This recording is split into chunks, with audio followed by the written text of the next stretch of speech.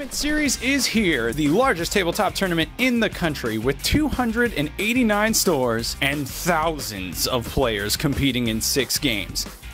Ascension, King of Tokyo, Munchkin, Nevermore, Epic Spell Wars 2, and Villagers and Villains. Players are competing for a trip to Las Vegas to play in the finals on October 28th for a total cash prize pool of $250,000. It's true, we've been all across the country. We are here in Ontario, California at GameWorks. It is week 2 of the Unrivaled Tournament Series. We're here in Las Vegas. Justin, my ears are filled with the pounding of the sea lions from the wharf.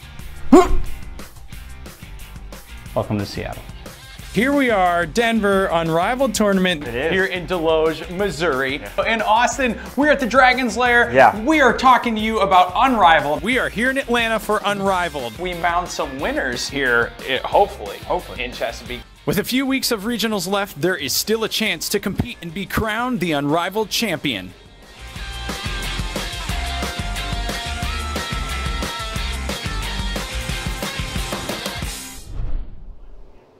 Woo! It is Saturday, so you know what that means. Unrivaled Tournament Series, tabletop gaming. We're here at Hex & Company Games in New York, New York. I'm Justin Gillerman alongside, not Tim.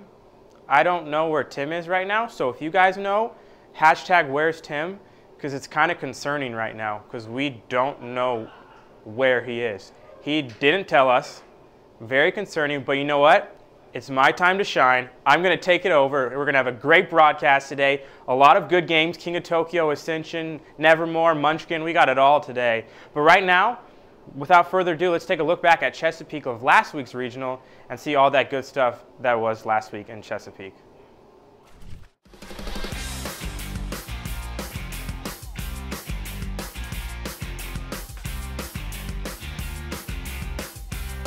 Let's go see some Epic Spell Wars. Welcome to our championship table. Here we go. 11. It deals 3 damage, and I get to keep. And you lose 2 blood. But Tentacler, choose either 2 damage to each foe with even, or 3 damage to each foe with odd. If I understand you, do both, even first and then odd. So no one's even. I'm so odd. 3 damage. And then 1 foe with no creatures in play. All right, Inflammerating. The player with the standee takes 8 damage, then the players to my left and right each take 4 damage. So that kills me. Just enough to kill you. Yep. Okay. From looking at this, you are the winner after the 3 games. Congratulations, man. All right, any plans for Vegas? Well, I don't like to count my chickens before they're hatched, but when I win the $10,000, I mean, it's going to be some fun times. Today we are here in lovely GameWorks in Virginia. One militia. 1, 2, So beginning of this game, 3, 4, apprentice-side.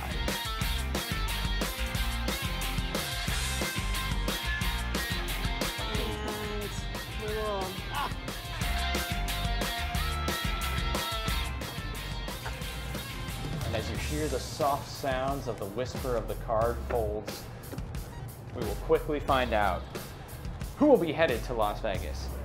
Nice. There's our winner. wow! Yeah, Margaret does pull it off. Congratulations, guys. Good job on all of you guys. Margaret, big Ascension winner. When did you know you had it? I knew I had it a month ago when I started playing. Ooh, shots fired. Let's go find out who's going to be our King of Tokyo champion I love me at this regional. Some Tokyo and Chesapeake. Okay, for a roll. What do you do early on, Justin, as we see 2 more energies roll? For me, I do what she does. I go energy heavy right away. Welcome to Tokyo and welcome to the Unrivaled Tournament. Whoa! A 4 smash roll, J-Man. Last roll right here for Justin. Some vengeance! Oh, Wow, 4 some smashes. vengeance! That allows him to tap 4 times for the person in Tokyo. So this definitely could be a final roll right here of the game. Final roll. Oh, a smash. 2 damage. Everyone's taking 2 damage. I don't know how much energy he had in his bank before. 5 energy, the apartment. And there we go. That should be the game. That's the 5. And I would like to start. That is 20 points. Yours are 50. And there we go. Something about that name, Justin. Tell me about that win, man. Honestly, I'm surprised it worked. Thanks for tuning in. This is Unrivaled. More of the largest tabletop tournament of 2017 coming at you live next week. See you guys later.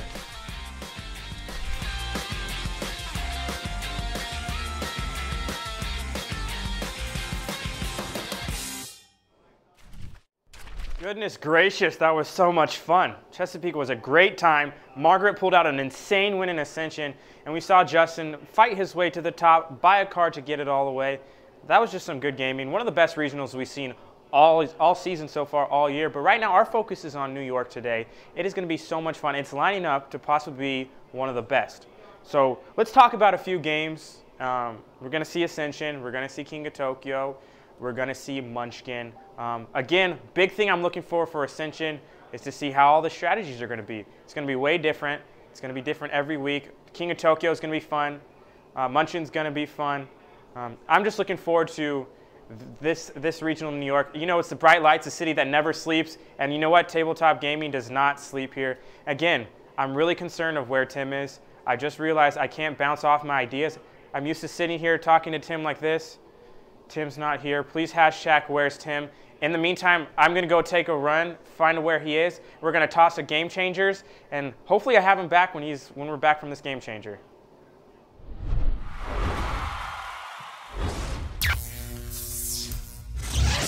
Lights, camera, action, go, Justin! What is going on? Ah, special effects, lights, sound, Listen, we're only a couple weeks away from Vegas. People need to know how important these cards are. I was just trying to Bryan Singer it. Just roll the title sequence.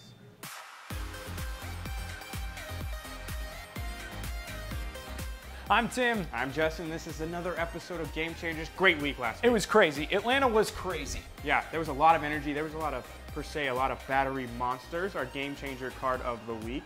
Battery Monster essentially is you add 6 energy, put it on the card, and after every turn you get 2 energy from that, and once all the energy is off the card, you discard the card, so easy way to get energy. Right, I love this card because it's better than Energize. I mean, for Energize, you pay 8 and get 9. This one, you're paying 3 and you're getting 6. Yes, it's prolonged over turns, but still, for my money, that's a better bargain, and I'm a bargain shopper when it comes to card play. Energizer Bunny. Have you ever been energized, Justin? No. Okay, good. Well, in my spotlight card this week is Alchemist from Villagers and Villains. Alchemist reads as follows. It's a citizen card. You spend 3 gold to get him. He gives you 1 gold every turn. On top of that, you can pay 1 gold to add 2 to a defense roll, and you can vend with him. This is such a versatile card. He also pairs with an apothecary. So amazing if you have to fight something like a dragon, which is 6 to defeat. If you sacrifice your angry mob and use your alchemist, you can guarantee yourself a win even with a 1, which means you're going to be, you know, really piling up on gold. Plus, you've got a sweet mustache and a pony in your card pile. Yeah, speaking of gold, you just got cursed with my income tax, No! my spotlight card of the week. So the income tax curse reads, discard 1 item of your choice. Every other player must now discard an item or items totaling at least that much. So if you discard an item for 500 gold pieces, that person has to discard up to 500 or they lose a level. So easy way to take out someone's big item and say, you're not that tough anymore, man. Oh, I refuse to pay your income tax. I will keep my slimy armor. I've seen the Boston Tea Party. I know how this works. What the heck? I don't know. I'm sorry. This has been another episode of Game Changers. I'm Tim. I'm Justin. Challenge everyone.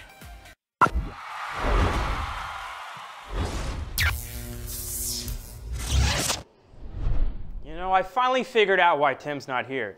It's because he's losing the Team Tim, Team Justin competition on all the social media. So it's okay, Tim, we understand. Please put out those Team Justin, please, on Twitch, Smashcast, Facebook Live, YouTube. We're on a bunch of platforms. Also, we got another competition for store credit, Game Masters at Laguna Hills. We're going to tell you, I'm going to keep it a secret for right now. But once we figure it out, get settled into our gaming for today, I'll let you know. Again, a reminder that everything done today is for the finals for Las Vegas. We're heading to Las Vegas. Winners of these regionals will be find themselves to the finals in Las Vegas, October 28th, the Jubilee Theater. Oh, it's going to be such a great time. The chance to win a bunch of money. What is it? Like $10,000 for the first place winner? $2,500, $5,000, $1,500. I'm just naming money right there. I'm just throwing money out for you guys. So let you know, next week we're going to get good Newport, Kentucky. I believe that's where we're in. We do have a lot of stuff going on. We're winding down, though, folks. We're winding down. It's a great time. again, we're a bunch of competitions. Just because you are not at New York or you're not places that we are currently at, you can join the fun on Twitch, Smashcast, Facebook Live. We're going to start a Dice Jar competition on Monday on our social media for a chance for you guys to win a bunch of gift cards, a bunch of money to spend on all these cool places. Because you know what? Everybody wants to game. Everyone wants to play, buy new things, try new things. And this is exactly what the Unrivaled Tournament Series is for this year. But also, as we're winding down this year, we want to take a look at next year. So let us know what games you guys want to be played next year. Hashtag UTS 2018. Let us know, do you guys like Munchkin? Do you want to keep playing Ascension? If you have games that you want to decide, let us know. Right now, first, we're going to go into a King of Tokyo game. And I'm really excited to focus on King of Tokyo today because obviously it's one of my favorite games. I'm not shy about it in the office. I love King of Tokyo. Really looking forward to smash some people with throwing those paws out there and out there. But again, it's going to be a fun day today. I'm interested to see how strategies change different. And again, if you guys, I couldn't find Tim after that Game Changers. I know I may seem a little solemn right now. It's because I'm missing Tim right now. I'm really missing Tim. So Twitch, if you guys know where he is, let us know. Please tell us no. But we got a good game. We got good going on. Remember, all the Unrivaled Tournament Series is a Swiss tournament. Just because you lose one game doesn't mean you're out of it. You still got a chance, so keep competing. We're going to have a bunch of games today to watch. I'm interested. Again, finals in Las Vegas, October 28th, Jubilee Theater. It's going to be so much fun. But right now, enough talk from me. I know you guys want to see the games. Get away from my face right now. We're going to toss to our first game, which is our final table of King of Tokyo. Let's take a look. Playing King of Tokyo at our King of Tokyo Regional in Hex & Company in New York. Or New York, New York. There's two New my bad. Okay, yeah. So if you look in front of you, we have a board state. We've been using this for the past few regionals. The reason we use it is for not only for cameras, it makes it really easy for them to see, but you as players, it makes it really obvious for who's got points, who's got health, and what's going on. So this will be in charge of keeping track of all your guys' stats, and I'll make sure that they're done correctly each time. I'll move them around, make sure that all dice are resolved correctly. And that's basically it. That's all the board's for. We also have special energy tokens. As you see, they look like little lightning bolts, which match the dice, which is always fun. Nice. So to start off the game, I'm gonna name your guys as monsters, and then you introduce yourself real quick and what store you come from. So playing for Cyber Kitty, what is your name and where do you come from? My name is Ben Dashevsky. I mostly tend to play in the Commons downtown. Right. I went there, yeah. Yeah, the sister location for this one. Yeah. And then for not Cyber Penguin, Space Penguin. Right. My name is Laura Compton, and I am playing out of Laguna Hills for Game Masters. Yeah. That's far travel for you. And then playing at Gigasaur. My name is Ezra. I often also play at the Uncommons, but starting on Tuesday, I think this will be my new home location. Excellent. Yeah. So you're going to support Hex & Company. So we have basically the sister store rivalry, and we got the downtown Cali place coming out. West Coast, East Coast. Yeah. Okay, so let's start off the game. Everyone's going to roll all 8 dice, and see whoever has the most attacks will go first. So whenever you get a chance, Cyber Kitty, since I'm sadly able to remember monster names easier than normal names. All 8. All 8. It makes it much more obvious to get all the attacks. Okay. So roll the green dice as well. Oh, really? Yeah, just for the purpose of seeing who goes first. We have 1 attack. Okay, next roll.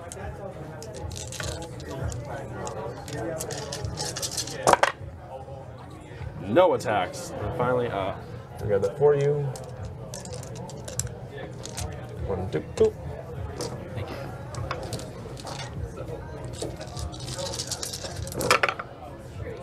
One attack. So one more time for you both, you guys. So not too obvious. I mean, usually there's a bit more attack. Right. By having more, as always, CJ explaining the rules very well. Okay, 1. First person to go first. The person to go first is the one who rolls the most. Yeah, right away. No, and we go clockwise to see. I got nothing. 0. Yeah. Perfect. Okay, sorry, so I must have bad juju those guys. Okay. For better or worse. So once I get the 3 cards revealed, you can start your turn whenever you're ready. Right. So here you go. Okay. We have available solar powered, Alien Origin, Alien Origin and out on the Tank board. available for the first purchase of the game. So a couple good cards out there. Alien Origin. We have the tokens over there if need be. Tank. Alien Origin allows you to spend 1 less energy to buy a card. Yes. Solar powered costs 2. Keep at the end of your turn if you Solar have powered. energy. Gain 1 energy. Tank costs 4. Get +4 points, -3 health. And then finally, Alien Oranges. Cost 3. Every card you buy from the lineup is now one less. Whenever you're ready. So a lot of low amount of cards in the game so far. Take out the competition. As we see Ezra going first, his first roll. Oh, dang. Moving to Tokyo, yes. Can't see what he rolled that first turn. I guess also there's no one to attack currently. Going his second roll. We got 4 threes right off the bat. Good roll. And his last roll, 2 energy. That's 4 points right there. To get points, you need a 3 of a kind. So a good start for Ezra right there. Put himself at 4 victory points. The way you win the game, by the way, is first one to 20 victory points, or to be the last one standing, aka the King of Tokyo. So a good start for Ezra right there. I feel like it could be worth it. Just that one card that I think we all have our eyes on. No, I'll wait. Ezra deciding not to buy a card right there. I don't want to be that guy. And Laura's right here. First roll. At least not this early. Got a couple 2s and an energy. She's keep. Oh, another. Oh, 2 more 2s. A good start. So victory points very evident right away. 1, 2, 3. And 3 victory points for Laura, representing Game Masters all the way in Laguna Hills. And that's all. Taking a long trip to New York. Ben goes. First roll. See a couple 2s there.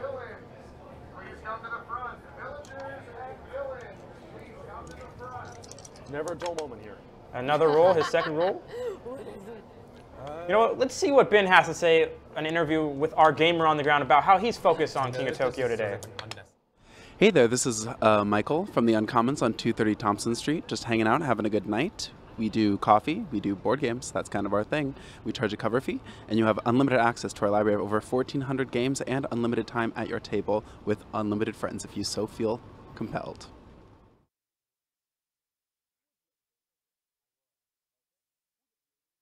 Right.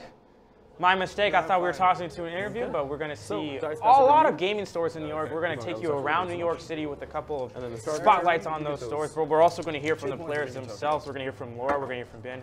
We're also going to hear from Ezra throughout the game today. As we see Ezra's roll again.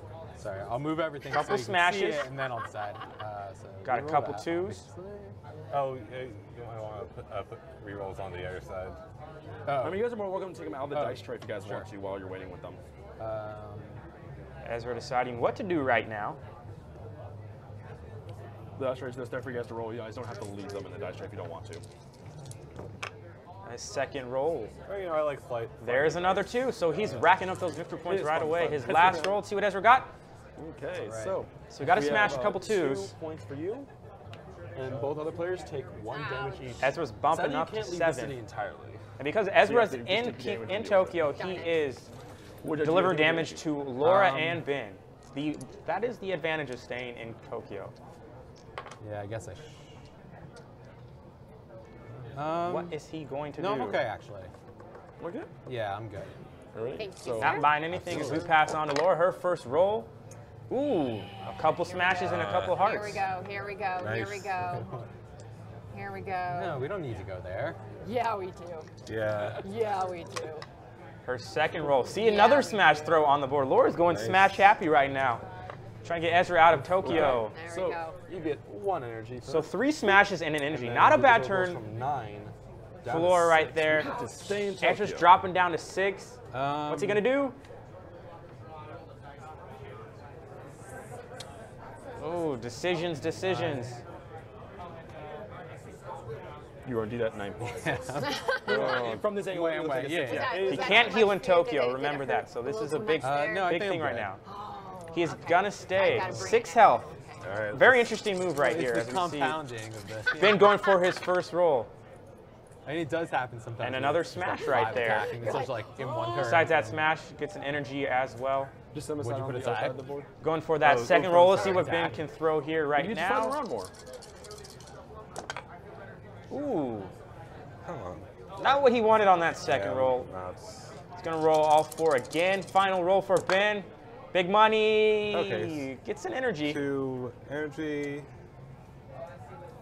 Gets a health to heal as well, so he's going to fully heal to 10. And then you take a full damage. And I think I'm going to take Alien Origin. Ooh, that's a good buy right there. Alien Origin again. Yes, would like Alien Origin? Buying power Buying power cards costs one less Another energy. buying cards, just as a reminder, is you guys' job as players to remember what the cards do and when they activate. I'm only in charge of making sure the dice resolve correctly and everything is done properly. If you guys forget how a card works, just feel free to ask, but I will not remind you guys of when a card activates. That is what you guys need to tell about. Gotcha. Right, cool. And when I do anything Other else? than one that activates yeah, one that activates. One that activates, I'll make sure. Oh, yeah. If someone tries to keep a card that says discard, you're not going to that's why I cool. need to make sure they all resolve properly. And I will take... You don't want to play the game for that? Gotcha. And I'll take solar powered. I believe a double buy. That activates now, so I have no energy, so I can take one energy. Because the energy return, yes. That's a nice play. So a double purchase That's what happens. by Ben right there. Your turn. Alien Origin and solar powered. A good move right I there. just didn't want to be, you know. Every card is going to have their own individual effect. To 11. Interesting to see how they will be used. If we see Ezra go. Reroll that one, actually. Absolutely. Got it. Perfect. So got a 3. It says you. It's A not, couple smashes. it's not exactly what I was hoping for. But Perfect roll. yeah. Sorry, what were the new cards that came out? Camouflage, which is if you get attacked, or sorry, if you lose hearth. If you lose hearts, you roll a die for each heart you lost. For each heart you roll, you take no damage. And nuclear power plants gain +2 points and +3 health, costing 6. So a bunch of options on the board right Yes, there. Thanks. Okay. Gonna be interesting to see what Ezra does. He's at 5 health right now, borderline close to leaving Tokyo. He's taking those smashes with him though. So we go for a second roll.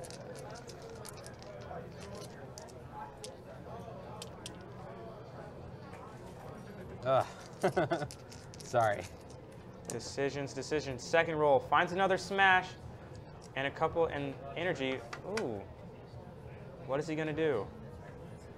And that's +4, -3? Yes, the last +4 one? points, Thank you. -3 health. Just double checking. Awesome. Okay, so that is 4 energy. Yes. Maybe looking for that nuclear power plant to give him each of 3 you health. players will take 2 damage, going from 9 to 7 for Space Penguin, 10-8 for Cyber Kitty. Would you like to do anything with that? I would. I'm going to spend it and get nuclear power plant. And that's exactly what Ezra does, giving him 2 victory correct. points You have 6 and 3 health right away. So he does Sorry? get that card good. while in I did not Tokyo mean to to splash let the him pot. heal. And he's all the way up to 11 points Nuclear power plant so is bought, far. So you get +2 points right now and +3 health right now. So you go from 5 to 8. And you go from 11 to 13. Are you asking something? No, you just gotta go from. Okay. And then comes out his Healing Ray. It Ooh, costs and there's 4. Healing You may Ray. Use your heart dice to heal other players. They must pay you 2 energy, or if they have less, all the energy they have. So an interesting card thrown out there. Healing Ray is almost the beg me for some health and I'll give it to you card.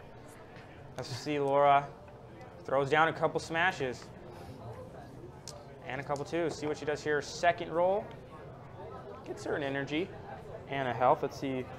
She's going to stay here. Okay. Gain an energy. Final roll was a 3, so she gets 2 smashes and an 2 energy. damage dealt, which will deal Gigasaur from 8 to 6. Who would you like to stay in Tokyo? Oh, sorry. Yes. I'm at 6. And then, is that, so you're going to stay in Tokyo then? Yeah. Okay. Ezra staying in Tokyo. Yes, I will buy camouflage, please. And Laura's buying camouflage. 1, 2, 3. That's So, A when you good get a chance purchase to right kind of there. redeem hits. Yep. Okay, next up revealed is Alpha Monster. Gain 1 point every time you roll at least 1 attack. And no 5. bonus for both. Yeah. And then 5 to buy. Alright. Here's Ben's first roll. 1 goes flying, but he's going to re-roll that again. Hopefully it's a 3. Alright, I'll take these. And he does get that 3, so there's 3 points for Ben right there. A good first roll. See how the rest plays out. His second roll. Another 3 thrown on the board. Giving him 4 points already. Oh my goodness. Keeping that energy. Oh, psych, not keeping that energy. Final roll. Okay, let's see what it is. Or just heal yourself. Yeah. 4 points, which will bring you from 0 Gets to the 4. 4 points. 2 health, which brings you from 8 to 10. Perfect. And would you like to do anything with the energy? No, there's nothing I can do really. Okay. Just need to catch you. So that's the turn. Passes over. All right. And so Ezra gets 2 more points by staying in Tokyo. Start your turn. Up to 15 right now. So this could possibly be the last turn of King of Tokyo. His first roll, we see a couple 3s. So Ezra really going for the victory point status right now. All good, yeah. If you guys need to know what the cards do, feel free to look at them or ask. Heart, smash, couple smashes. Full and 7. So if he gets 1 more point, he can buy that tank card and win the game. Okay, so 1 energy. Yes. No healing because you're in Tokyo. And 3 points going from 15 up to 18. Okay, I gotta get some points here. Alrighty. Oh. See, so Ezra slowly making his way to the top, staying in Tokyo. Hasn't left Tokyo yet. Let's see if the other players can knock him out finally. Laura rolls only 1 smash. I'm just gonna redo all of that. I'm very surprised Ben did not buy the tank card. That I was reading it wrong. Especially at this point in the game, yes. The thing is, we need to like get him out of Tokyo. Yeah, so like, he's very surprised Ben did not buy the tank card, which would have won him the game. Last one. Laura's last roll. A bunch of hearts. Lots of healing. Lots of healing. So you go from 7. So she's back to full The 1 health. does nothing, and then the 1 attack deals 1 damage to you from 6 to 5. Would you like to stay in Tokyo? Yes, I would. He's going to stay in Tokyo, so if he does not get killed right now, he's going to be the winner. Yeah. You have to take the smashes. You have to take the smashes, Ben. Yeah, keep 1.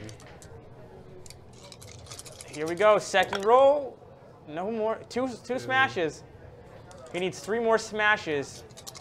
And it'll effectively nicely done.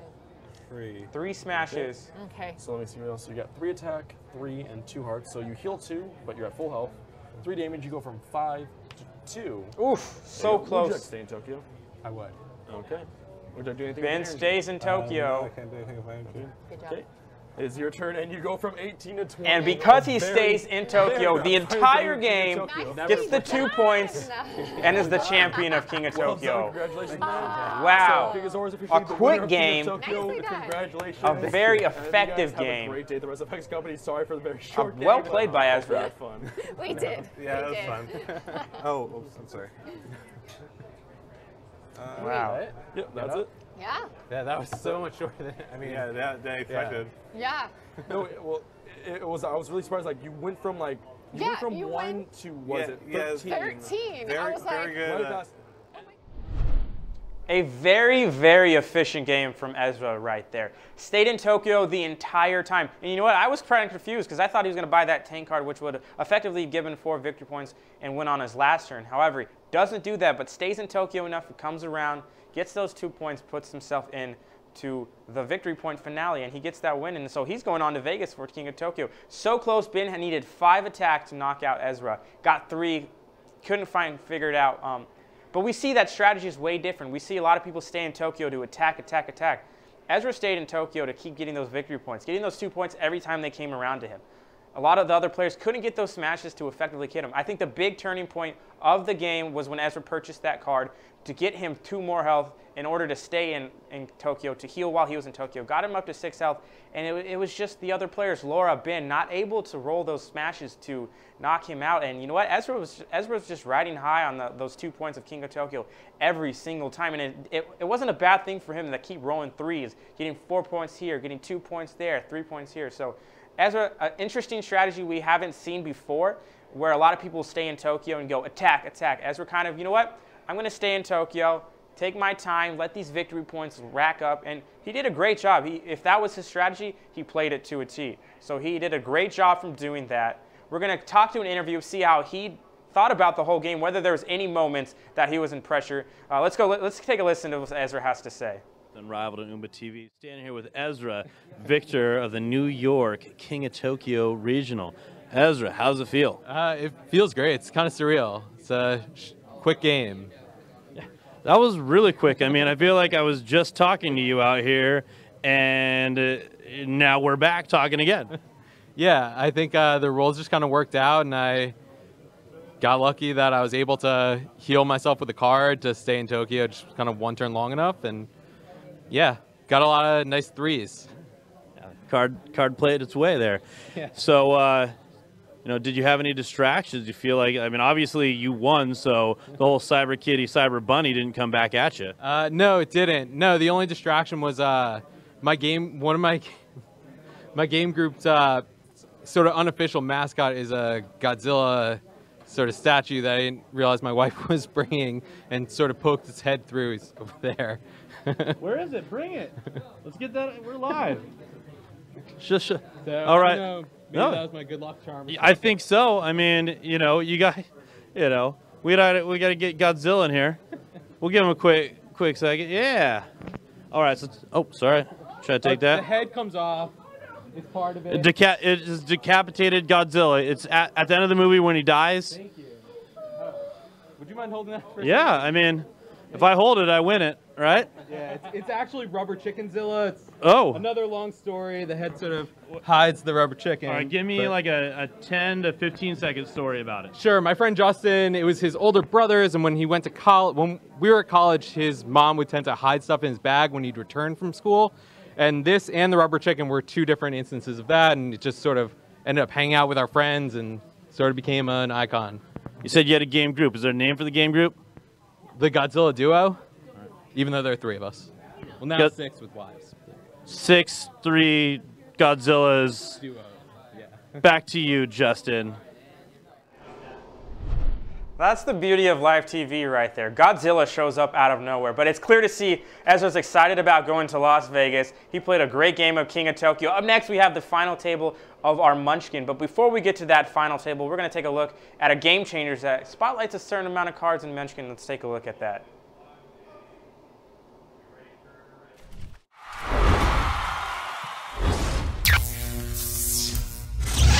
I'm really impressed by Luchador. Alf. You could put on a Oh, tight yeah. mask. No, that says Adventure Apple. Time. That's different. Box Alf and is a a dice. 1980s puppet. Oh, hey. Oh, hey. Oh, my gosh. You really came at us there. Welcome back to more Tabletop Talk. I'm Tim. I'm Justin. And this is Game Game Changers. Changers. Justin, there have been cards this past week that have like gone up my Intervention.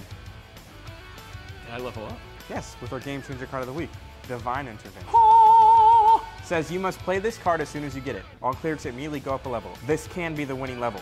If this card makes you win, you are entitled to mock the other players mercilessly, and we saw this happen this last week. Okay, Justin, in Munchkin, there's no other card that can make No, you win you the have to game. beat You have monsters. to fight a monster, right? Except for this one, and we saw it happen twice. If you want to mock, do you want to mock someone at this point when you win? Yes, I do. That's a great mockery. Such a powerful card, such a game changer. You know what else I want to do right now? What? What up? What is that like a pimp walk? Oh, it's my walk, baby. And I'm a little pimpin' imp. My spotlight card from Epic Spell Wars. Pimped Imps from Epic Spell Wars. You target your weakest foe, roll power, all foes heal 1 hit point, but for 3 damage you keep the card, and for plus 10, 5 damage, and each other foe heals 1 point. So yes, your opponents can go up a hit point if you don't roll powerfully, but this to me is amazing because it's one of the few cards in the game that you can keep out, and there's only one way to deal damage, and it's to have a creature out there, and there's only one way to defend yourself. It's to have a creature out there, which is why this card is really important because you can keep you can keep it out there with a smaller roll. One of the few cards in the game that lets you do that. So here's what I gotta say to you, Justin. Yo, you see my dice, bro? Okay. You we see get my it? dice? Here, let me see that card. Let me see that card. Banished. You know why? Because my spotlight card, Arbiter of the Precipice, allows me to do that and draw 2 cards. So Arbiter of the Precipice is 4 runes to buy. It is a void hero.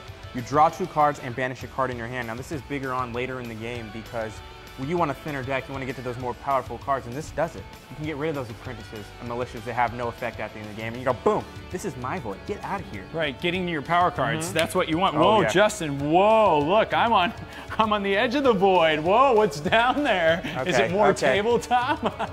Oh, with Unrivaled 2017, the largest tabletop tournament. Again, thanks for watching our Game Changers segment. We're here at the Laguna Hills Game Master, where if you compete in our competition, you can win a lot of store credit to buy some amazing games. Yeah. I'm Tim. I'm Justin. Challenge everyone. Could we play apples to apples? We could. I would destroy you.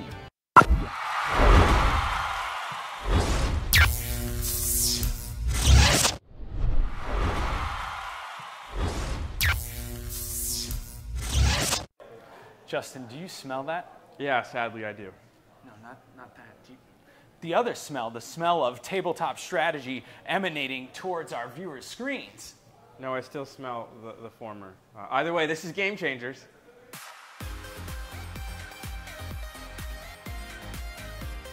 Hi, I'm Tim. I'm Justin. And this is Game Changers. Justin, it's been a crazy couple weeks. While the weeks are getting different, the decks remain the same. It's how you use them that counts. And we've seen some of the same cards pop up week and time again. One of my favorite being Wand of Dowsing. Doesn't sound like I'm saying Wand of Dowsing? You're a wizard, Harry. Wand of Dowsing reads as follows. Go through the discards to find any one card you want. Take that card and discard this one. Usable only once. This is one of the most powerful cards in the game. We've seen it actually We saw it last consecutively week with Christy. She Right. was a cleric. Used her Wand of Dowsing to find that divine intervention. Aw. Uses that divine intervention. She wins the game and she's sitting there, "Whoa," like you just did. Yeah, the sound Sorry. effect, You I feel beat me like, to it. does it. Either way, again, the only way you can win a game without defeating a monster. And this gives you the ability to search through either discard pile if you want. On top of that, it's worth 1,100 gold pieces.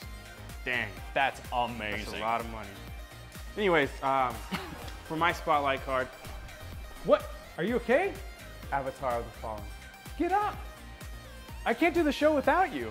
Avatar of the Fallen reads as follows. Takes 7 power to beat. It's unbanishable, and your reward, you gain 4 honor, and you may acquire or defeat a card in this in a row without paying its cost. So if you see this Avatar of the Fallen, and it's paired with an Uzziah the Peerless or a Muramasa, and you want to get that card without having to pay, you can. Just beat the dang Avatar of the Fallen. And if I beat him, I could take out another monster. If I Yes, wanted. exactly, and that's boom, honor, boom, honor, boom, honor. That's amazing. That's the most powerful monster in the game. It is. You know, Justin, they say that even though Edgar Allan Poe is buried, he still casts a shadow every day. Do you see it? I don't. It's right here. Impair, my spotlight card. Shadow magic from Nevermore. Impair reads as follows. Play before the resolution phase begins. All players discard their healing cards. Now that's amazing, but I'm going to do what we call a combo here. Pair this up, impair this up with a card called Reap. Reap makes you change whatever hand you have and pass it to the person you were drafting to. Really? So if you collect only hearts and then pass it to the person next to you, they're in a lot of trouble. You could say that again. They're in a lot of trouble. Do you want me to should I say it we're one more done. time? Okay. Well, this has been another episode of Game Changers. I'm Tim. I'm Justin. We're at our wonderful Game Masters here in Laguna Hills Mall, a proud sponsor of us at Oomba. Challenge everyone.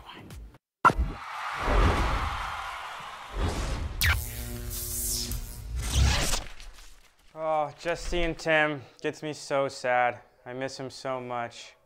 But we're still in New York, Hex & Company Games. And you know what? I think it's about time we, I'm going to say our competition. So everyone knows if you've ever been to New York, there's literally a pizza place on every single corner. And New York has some of the best New York style pizza in the world. Well, obviously in New York too. So our competition today for $40 of game store credit at Laguna Hills Mall Game Masters.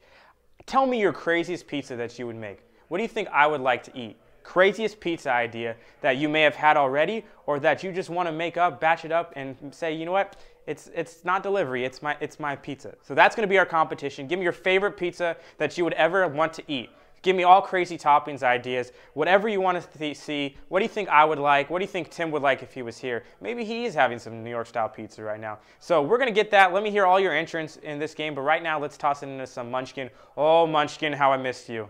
Let's take a look to the finals. Oh, I'm excited for this one.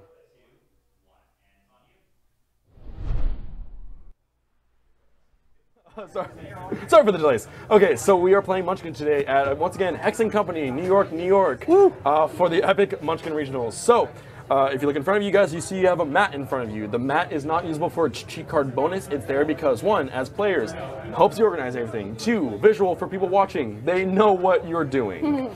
So, I'm going to ask you guys each your name, where you came from, and what gender you're starting the game as in this game, what gender you are does in fact have card interaction differences. So, starting with you, what is your name, where you come from, and what gender you're starting the game as? I'm Danielle. I come from Hasbrook Heights, New Jersey. I'm representing, I already forgot their name, it's so bad. Highlander. oh my goodness. And I'm starting as female. Okay, perfect. I'm Brian. I'm from Bridgewater, New Jersey, and I'm starting the game as male. Perfect. And what store do you come from? Actually don't have an official store, so I guess here. Okay, perfect. Hex Company. Yeah. My name is Tom. I'm from Hasbrook Heights, New Jersey. I'm representing Aether Games Cafe in Hoboken, New Jersey. Nice. Okay. Yes, and I am starting as male. Perfect. Okay. So I see that you guys each have your phone in front of you. It's because the Munchkin app is allowed to, as it pertains to the base rules of the game. The only rules for that is that if you close out the app, it is then considered null and void. You cannot use it again. And I see you have one Munchkin bookmark available, which is approved according to our official rules on Unrivaled.com. So. To start the game off, we will roll the dice. We will not bicker. We will just use highest roll goes first. Sounds good. So, whenever you're ready. All right. 1. Start off the game strong. Get all the bad rolls out of the way first, right? 1. Oh, jeez. Man, this is a really good start for you guys. Doesn't matter, right? Nice. See, okay. So, I will pass out you guys' cards. I will also be in charge of giving you guys your door to flip open each turn. I'll just hand it to you. You can flip it over however you wish in the most. Everybody knows the rules for Munchkin. If you do not know the rules, other than that, let me run through it because CJ's had enough airtime of rules. I want to be this new CJ the judge. I'm going to take control right there.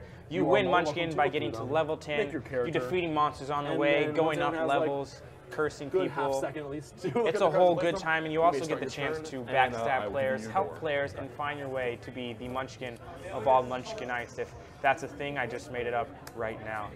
So it's going to be a fun time. Munchkin's always a good table talk game. Get to see what the table's thinking, talking, a lot of strategy. I'm very excited. We didn't get to see Munchkin last week, but oh, how I miss you, Munchkin. We're going to see you this week. That is for sure.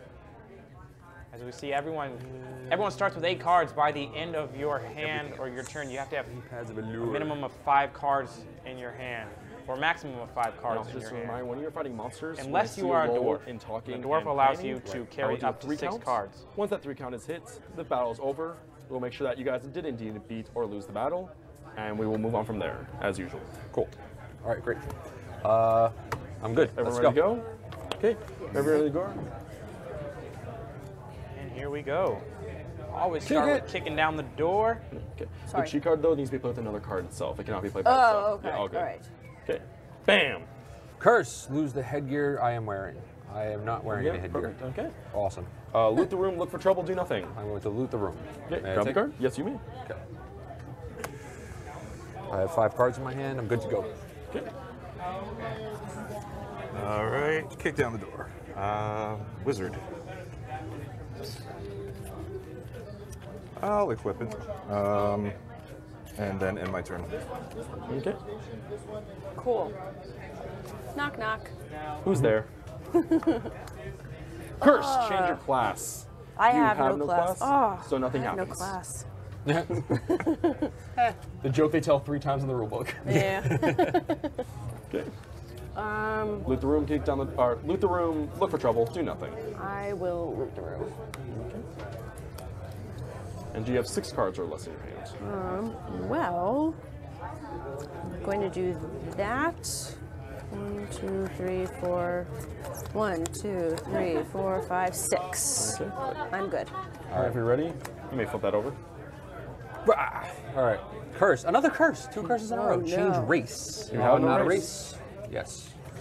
Man, humans are lonely, lonely people. Yes, they are. All right, Thomas right there. Loot the room. I'm going to say he's really into Munchkin by his shirt and his Duck-a-Doo Let's see. hat. One we haven't seen so far this tournament. And I'm all for it. I'm going to put this in my bag. I'm digging the hat right now. Here. Okay. Might have to go ask him for it after this game is over. Let's see if that helps him during this game. First change Another sex. So Spike becomes Flower, and you're now a female for all purposes of resolving card effects. And that just stays in your everything else until your next battle. For trouble, loot the room, do nothing. I will loot the room. Just so you don't have to reach over. It's a very slow round. I know, right? I'll end my turn. Okay. I thought this place was supposed to have monsters in it. Well, Yeah, seriously. well, that's not very exciting. No. But that warrior looks cooler. I'm a warrior. Well, good thing you practice your AAVBCCs. Right. So our players from I'm right gonna now sell is these Danielle. three. She is for selling level. to gain a level right there.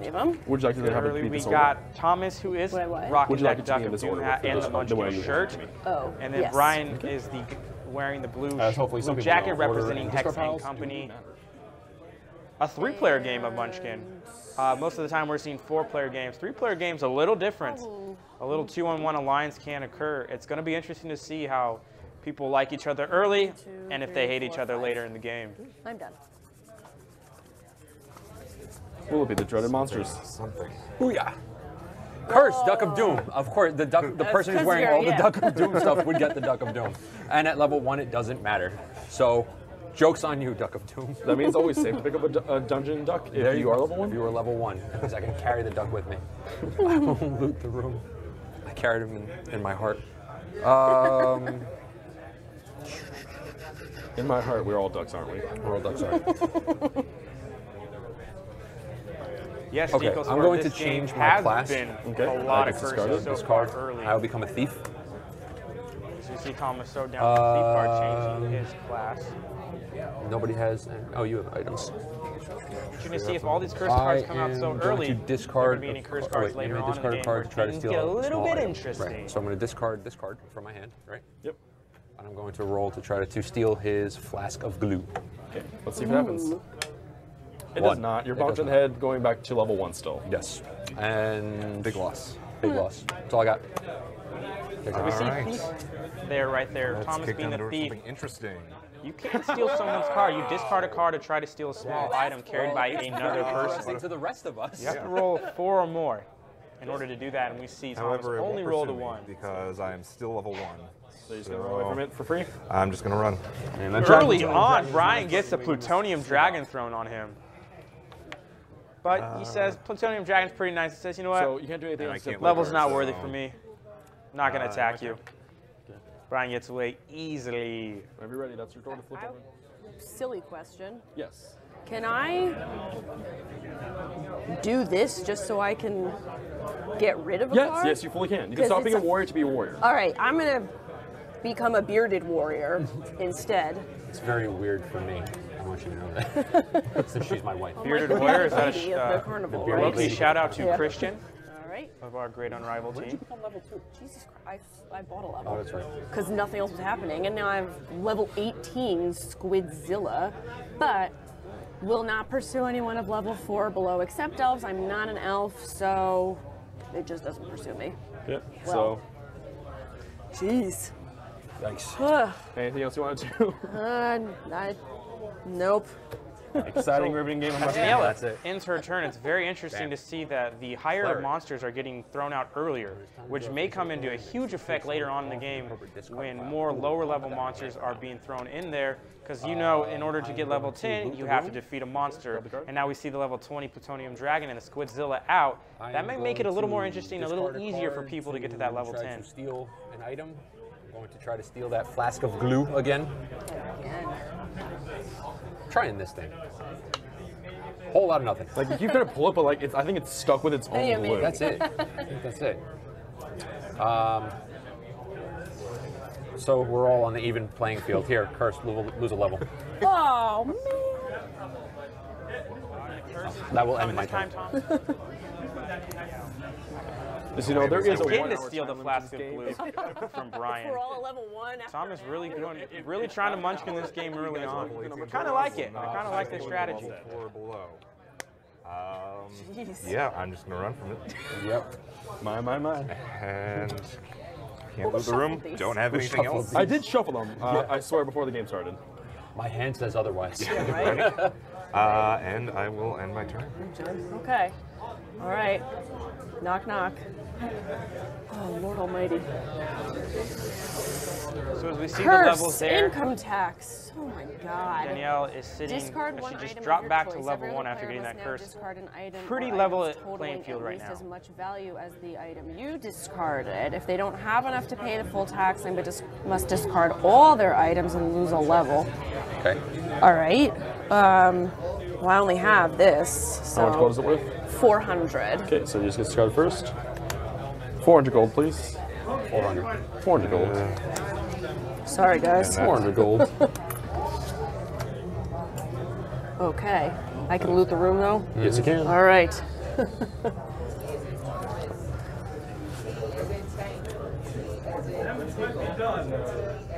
Okay, I'm done. Whenever you're ready. Oh, boy. Curse, lose one big item. I don't have any big items, so. Another Huzzah. Curses are flying. As you see, we just heard the income tax curse that with Danielle drew. We're going to take a closer look when you get that time. One of my favorite cards is a curse because it doesn't directly affect you. Let's try this one more It affects a lot of other people if you choose correctly. Discard in order to try to steal the flask of glue. Hey there, this is It's Michael. really- from is the it really- Uncommons on 230 is that like Thompson 4 Street, twos just in a hanging row? out, having Yes. a good night. We do coffee, we do board games. That's kind of our thing. We charge a cover fee, and you have unlimited access to our library of over 1,400 games and unlimited time at your table with unlimited Let's say I friends if you discard an so item feel for 400 compelled. gold pieces. The other players have to discard up to 400. If not, they will lose a level. So an a curse that will affect not only you but other people as well, as we see it right there. It was a spotlight card earlier on in our Game Changers for those that were wondering. The almost Emmy-nominated Game Changers, that is. We're working on getting that Emmy nod. You might see him show up at the Emmys representing Game Changers if you tune in. I don't have any items, so guess I will loot the room. I mean, Oh counting means that God. eventually something 2, will 3, fire. 4, 5, 6, and I'm good. Okay. Oh.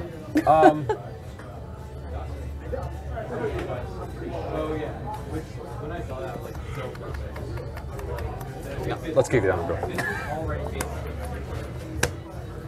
Level 14 Stoned Golem. I may choose whether to fight the Stone Golem or just wave, walk past him, and let him keep his treasure. The bad stuff is he has the munchies and he eats me. That would mean that I am dead. What would you like to do?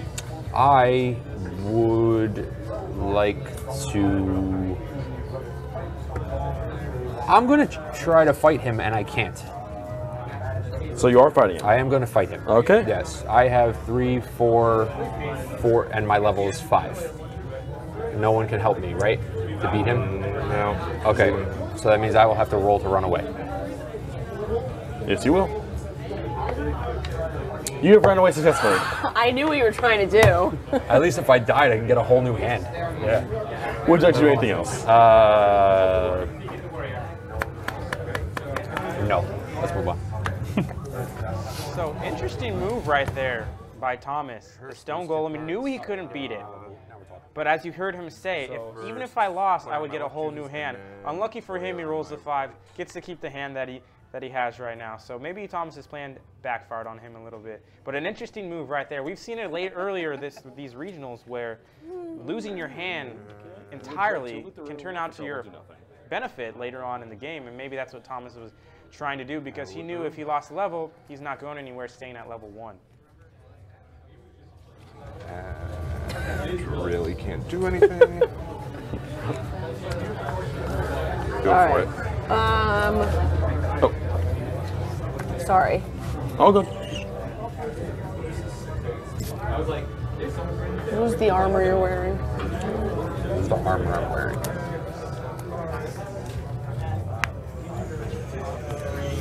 Okay, now I'll kick down the door. Booyah. Jesus Christ. Lose your class. All right. I wish you had that backup warrior card. There are definitely a bunch of classes in there. You have to change it? Or do you... Nope, you just lose it. If you have no class, lose the level. Well,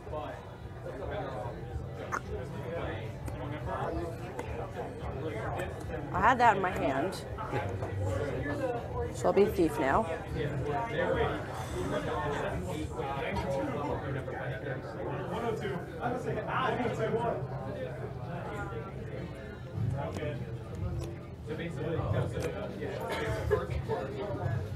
I'll just loot the room. The more we loot, the more we'll eventually have to reshuffle this deck with new cards. Yeah, right. All right. 1, 2, 3, 4, 5, 6. Okay. And you're good, right? Yeah. All right, let's kick down. Let's do something here, huh? Level 12, Tongue Demon, creature from hell, +4 against clerics. You must discard one item, your choice, before combat. So I have to discard an item before combat. See Thomas take down, knock down the door and get the Tongue Demon. A lot of people on Twitch commenting on his Munchkin gear, and much like anything in Munchkin, apparently that gear has certain powerful effects for him to use if he chooses to use it. Now, right now, if the Twitch family wants to throw that out, I'm currently looking and trying to get the confirmation on what he can or can't do. But like I said, a Munchkin's the kind of game where rules are very, very kind of don't exist, honestly. Very thin, very interesting to have. But like the guys, like you brought up on Twitch, the interesting gear may help him in its effects. Next combat I actually follow. Never mind. I now have +4 for 4 total. Doesn't really matter. Which because you fought it was the Balrog after you changed sex. Yes. Yes. All right. So I can't do anything. I can't do anything. I run away. Yep. But it doesn't matter because I'm at level 1. But I'll run away anyway. I didn't run away. Lose no levels because you're at level 1. Yes. And I'll end my turn now. Level 12 Bigfoot. Level 12. Bad stuff stomps you flat and eats your hat. Was the headgear you were wearing? On +3 versus dwarves and halflings, I am neither. All right. Your 4 to it's 12, right? My 4 to it's 12. I only have 1, so. Same. Your bookmark can't do anything, right? No. Oh. So I will run away. Run away! Run away! 5. Your hat is intact. Yeah. On my head, since I wasn't wearing any headgear. So I guess my scalp. Anything else on the All right. Can I loot the room after? No. No, because you're not bouncer. Yeah. Lose your race. Wow. All right. Okay. Let's see if this works. Okay. I'm gonna look for trouble. Okay. Against this level 14 unspeakably awful, indescribable horror. Okay. And he's beating me 14 to 1. And if I lose, I have an unspeakably awful death. Okay. All right. So you're just losing in combat? I hope. Can I choose to lose? Well, I mean, you got lost, so you're not going to ask for help, you're not going to do anything. No. Yeah. You have died. Oh, man. So, reveal your entire hand. Okay. Some undead brothers, a vampire, a curse, a cheat. Okay, so starting with you, as you are since you're both tied for the highest level, you are next in turn order, you need to choose first. You still get to be a thief, though. Okay. Luckily, being sneaky is even available in death.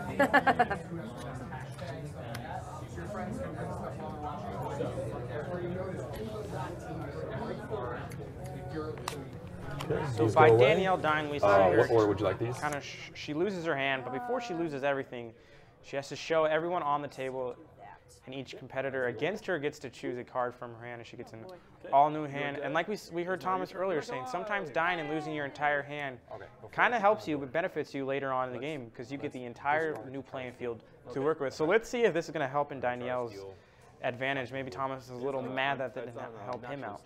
There we go. And we see Thomas right there finally steal a card using the thief technique. I'm going to change my class to a cleric.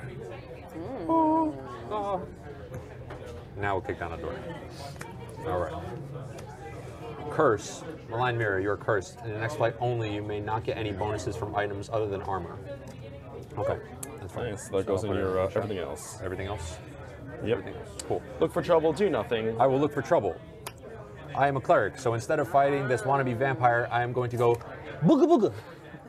So now I will get 1 treasure instead, no level increase, and I will lose the curse. All right, Thomas, if you can hear me, I'm going to give your Booga Wooga an 8 out of 10. Now, I was not that impressed with it. I expected a little more. Knee pads and spiky knees, are they different? Yes. Okay. There we go. It's actually just on everything else. It actually Right takes on top, right? Yeah. No, it goes to nowhere. Everything else. It's Oh, not armor. It's not hand gears. It's just. All right.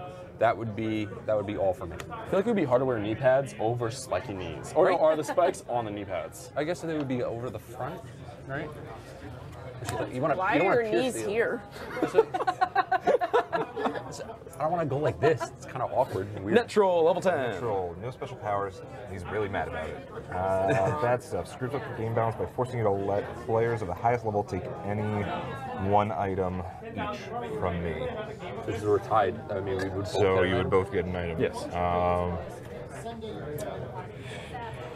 Let's see, and I am 4. You are nothing right now. What's your bonus? 1, 2.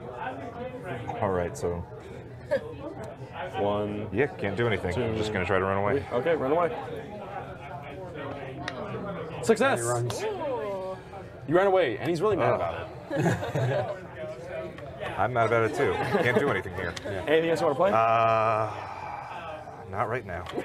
So you're now back alive in the land of the living. Yay. 1, 2, 3, 4. 1, 2, 3, 4. This is where everything changes. Hopefully. The fire nation attacked? Yeah. I mean, So we see everyone with level I'm Woody with 1 jokes from right 10 years now. ago. Munchkin tournament rules, there is a 1 hour time limit. After that 1 hour time limit, the game ends. The person with the highest level at the time will get that. If there's a tie, then it goes to combat strength, combat, just strictly with your bonuses, not including level. So right now we're seeing level 1, we're seeing all those high leveled monsters right now, so not a lot of the players can beat them. So that's something to watch as the hours or the minutes keep ticking down. That's what we got to think. Maybe a level 3 could possibly win this tournament, which would be something fascinating and something we haven't seen so far in these regionals. oh, so I'll just hold it here for now? Yeah. Okay.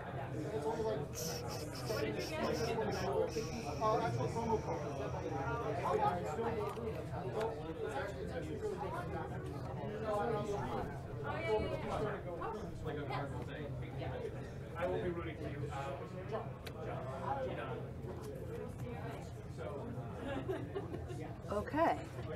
Let's try this again. Kick down the door. Second verse, same as the first. God, I hope not.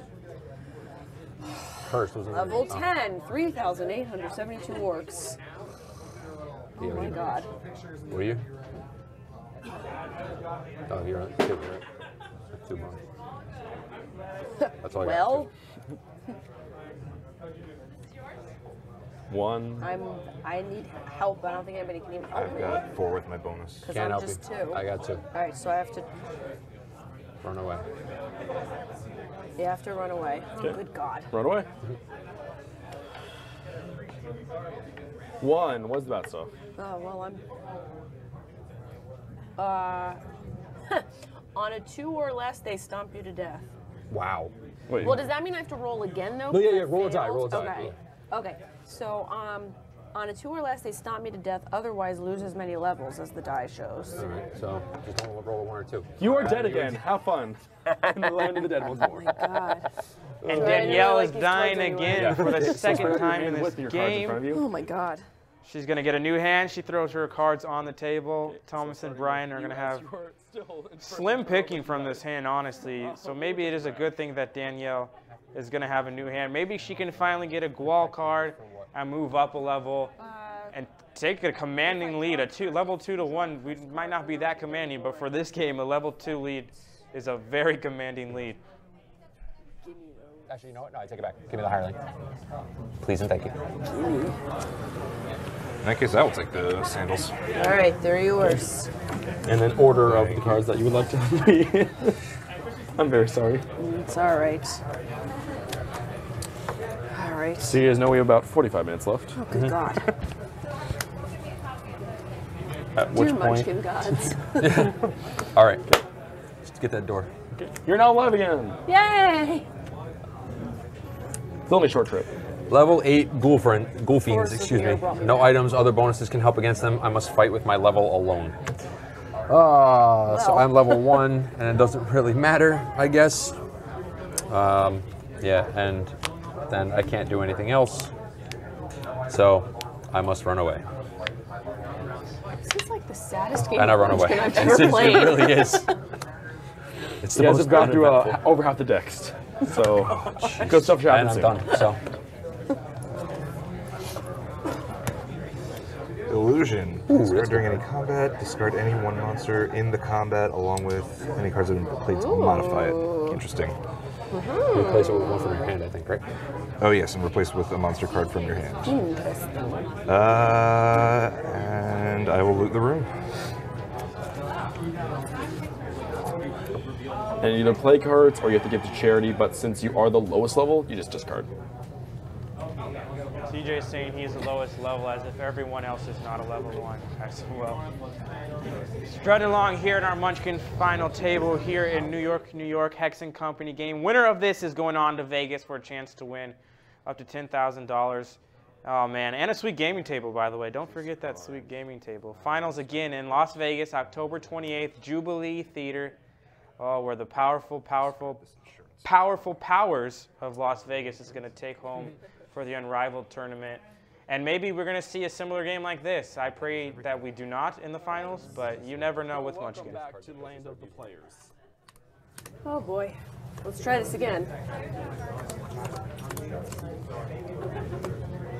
Okay. Thank you. It's -1 to dice rolls, and we don't need -1 to any more of our dice rolls. It's also true. I want this game to go somewhere. Okay. Oh, things apparently changed. Well. Or, I guess. No. Here? Unequipped items, yeah. Okay. Or one-shot items actually is where it would go. All right. As long as it's not in equipment, that's I guess the difference.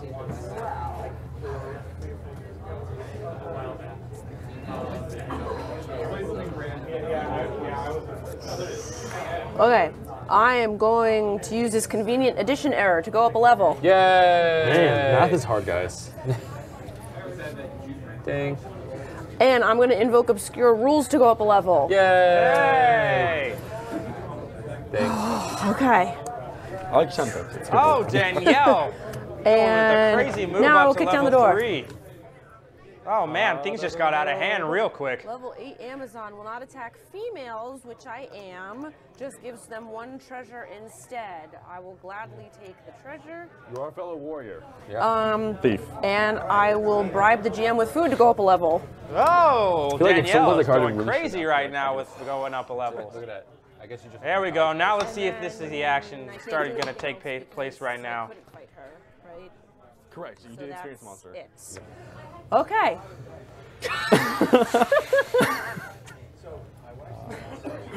I had to do something. Yeah. All right, here we go. Super Munchkin. I'm gonna have 2 class cards. If I want to. You got lots of class. Half cleric. I have lots of class. I'll also be a wizard. You're As a I can cleric be. wizard. I'm a wizard, Tom. You're a wizard cleric. You're a wizard cleric. Yeah.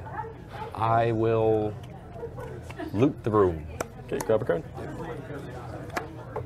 Okay, I'm done. So we're finally wrapping up, it looks like. Lose that, and that gives you the biggest bonus. But my sandals of protection It does. protect me from the curse. Good job knowing what your cards do.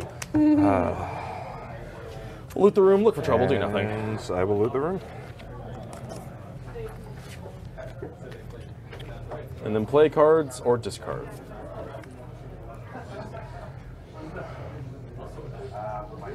Again, we want to thank everybody watching on Twitch, watching on Facebook Live, Smashcast, YouTube. We want to thank you for tuning in today. Hex & Company Games in New York. And again, just want to mention our competition, our in-tournament competition right now is the best pizza you could ever make in honor of all the New York pizza places here in New York City. Let us know. Give us all your crazy. We have some plum jam pizza over here. We got some Spam beef jerky pizza. Let me hear what you guys want to. What's just your craziest idea of pizza? And maybe we make it, and maybe I eat it. We'll see. We never know. Okay, no, I'm coming over, don't worry. Okay. So it says This is what you that. call collusion. Could I Also known like, as look for trouble? cheating. but then play this on my own? Mm-hmm. Okay. Yeah. Okay. I wasn't sure if it had to be used. No. Okay. That can be used for anything. Okay. Okay. I'm gonna look for trouble against this level 8 gazebo. Gazebo! But he's actually out to lunch, and I get to do 2 treasure cards. Mm-hmm. So the gazebo somehow walked away to lunch. Or he's eating like a snack. Eating another adventure. You like push adventure in there. Found the dead bodies she already left I behind. thought you looked like kale, and I wanted more like fried chicken. And I'm done. Okay, how many cards have you in your order? Should be 5. 1, 2, 3, 4, 5. Just want to make sure. Yes. Let's do it. Level 6 Platycore. Resist +6 against wizards, so it's really a level 12. Either discard your whole hand or lose 2 levels. It's only 1, 2, my 3 against its 12. Anybody want to help? I've only got 4 to offer, sorry. Okay. Yeah, I only have 4, so. I will have to, actually, wait, how much do you have? I'm level 4. Okay. I have no. Yeah. All right. No bonuses. I will have to run away. And I run away. Yay. Flap, flap. There's got to be a level of potted All plant done? coming up sooner or later. All done. Wandering monster card. Oh boy. I will look for trouble against this level 6 Pikachu. Gain an extra level if I defeat it without helper bonuses, but I am going to ask for help because I am only 4 to its 6 right now. I'll help you for a treasure. I have 3. Sounds good to me. Okay. Go for it. Make sure. Bump away. Okay, you're hoping for a treasure? Okay. So 1 treasure. 1, 2, 3. You actually lose by 1 because your elven thing doesn't work anymore because you're no longer an elf. Oh no. So you actually have lost the battle from sadly miscounting. So you both must run away now. DJ being a very hurtful judge, breaking down Brian's dreams right there. 5. But he rolls a 5 to get the run away, so Brian not out of the woods yet though. Down by 1. Okay, plus it, then run away, right? No. Not from your items, though. You may discard 3 cards after rolling and run away, but each one gives you +1 to. Oh wait, up to 3 cards to get +1 bonus to flee. That would be 4, and 1 more would make 5. Yes, what? Let's get rid of this. Perfect. You have run away successfully. Yeah, sadly I cannot tell you when you miscount your bonuses. Yeah, that's fair. Okay. But you're all done with the turn? Don't want to play I anything am else? done. Okay. So busy trying to make something happen. I know. Level 6 lawyers will not attack a thief. I'm a thief. A thief encountering a lawyer may instead discard 2 treasures and draw 2 new ones face down. Interesting. Professional courtesy. Sneaky lawyers.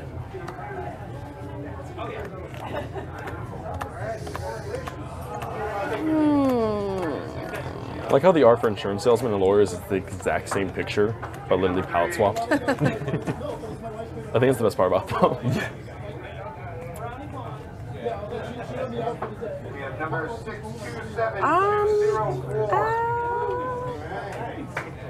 Do I have to? No, it's your choice if you want Okay. So it's just not going to pursue you, unless you're going to pursue it. I don't. He actually won't. He won't fight you at all because you're a thief. Yeah. I don't want to discard actually any of my treasures. Is So it? now I can't do anything else. Correct, right? because you did experience a monster even Right. didn't fight you. Cool. Okay. Here we go. Wandering monster card. Sweet. I will loot the room. Okay. Ready, Good. sir? Go. Yes, I am.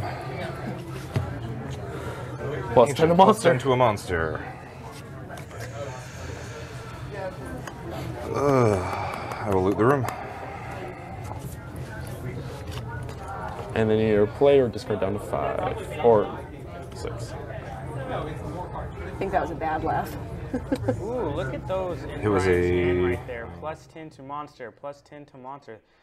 That's going to be big later on in the game, especially if this time limit comes to a full effect. Putting those monsters down on what seemingly could be a level 6 can add up at the end of the day, and maybe put Brian ahead if he can get Danielle to lose a couple levels, because right now Danielle's holding an insurmountable lead, 4-1 right now. I thought I'd never say that in my life, that 4-1 would be an insurmountable lead, but right now that's how it's shaping up. Everyone is getting cursed, fighting monsters that they can't beat, and this is one of the more interesting Munchkin games we've seen so far in this tournament. Are they giving away something? Oh, I don't know where my ticket is. Sure, you guys can check it after the fact. Okay. Okay. So right now we're tied at 4. I'll help you for 1 treasure. Well, I'm gonna use my nasty tasting sports drink for myself. So now it's 6-4. Okay. So.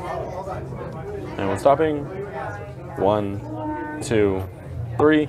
Snails are dead. Okay. You get so 2 I treasures. Get 2 treasures from that. And there we go. We have a monster finally defeated. Thank you, Danielle. You have broken the curse. You move up to level 5. Let's see if this helps Brian and Thomas somehow break through too, as we might see a lot of lower level monsters come into play now, as Danielle takes a level 5-1 lead right now, and she's in the clear right now for so to seem. But you know, with Munchkin, things happen so quick that she might not be at level 5 in a couple turns.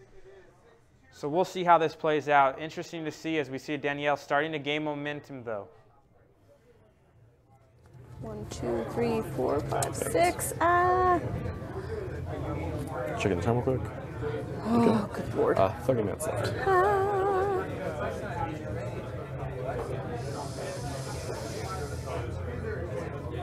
Okay, moving on to the next I know, player. sorry. I have 6 though. Oh, you have 6? Okay, then yeah, you guys. Okay. You gotta give the charity your play cards. Yes. Okay, I'm gonna have to give to charity. So. Emma or me, we're both. You choose your choice. I choose Brian. And you give it to him so face I down. just give him anything? Yeah. Okay. All right. Let's do it. Oh, hit you. Sorry. Level 4, Leprechaun. He's gross. +5 against elves. I have gross. 1, 2, 3. 3 to it's 4, but my knee pads allure is going to make you help me, and you're not going to be able to do anything about it. Stupid card That's- that that's- Michael had. Yeah, my brother. Michael, if you're watching. Yeah. Is it really alluring if there's like spikes on them? Yes, that's exactly. Yeah, come to my pointiness. 4, so it's my 3 plus her 5. I have 5. So yeah. Okay. 8 to 1, 2, 3. Awesome. And 2 treasures. So you get them both, but they are still revealed face up as there was a helper. Okay. Potion of Halitosis and Boiling Anthill. Boiling Anthill and. Uh-oh, Thomas beats the monster. Okay. Here we go. Things are happening. Things are happening right there. Played a card that made Danielle help. That's why the cards were flipped over when he got the treasures. If you're in helping, you have to show the cards to show the people what you got. But like we see, Thomas up to level 2 now. So things are starting to happen. Momentum's coming. We're starting to see those lower level monsters come into play. And as the time limit kind of ticks down, those are going to be very big once you start getting those level 1 monsters, those level 2 monsters. So interesting to see how this game is starting to take shape. Oh, I wish I would get something that would kill me. This one, bad stuff is just lose 2 levels. What are you? 1? I am 1 with no bonuses now. And You're it's just 9. so And it it's is 9.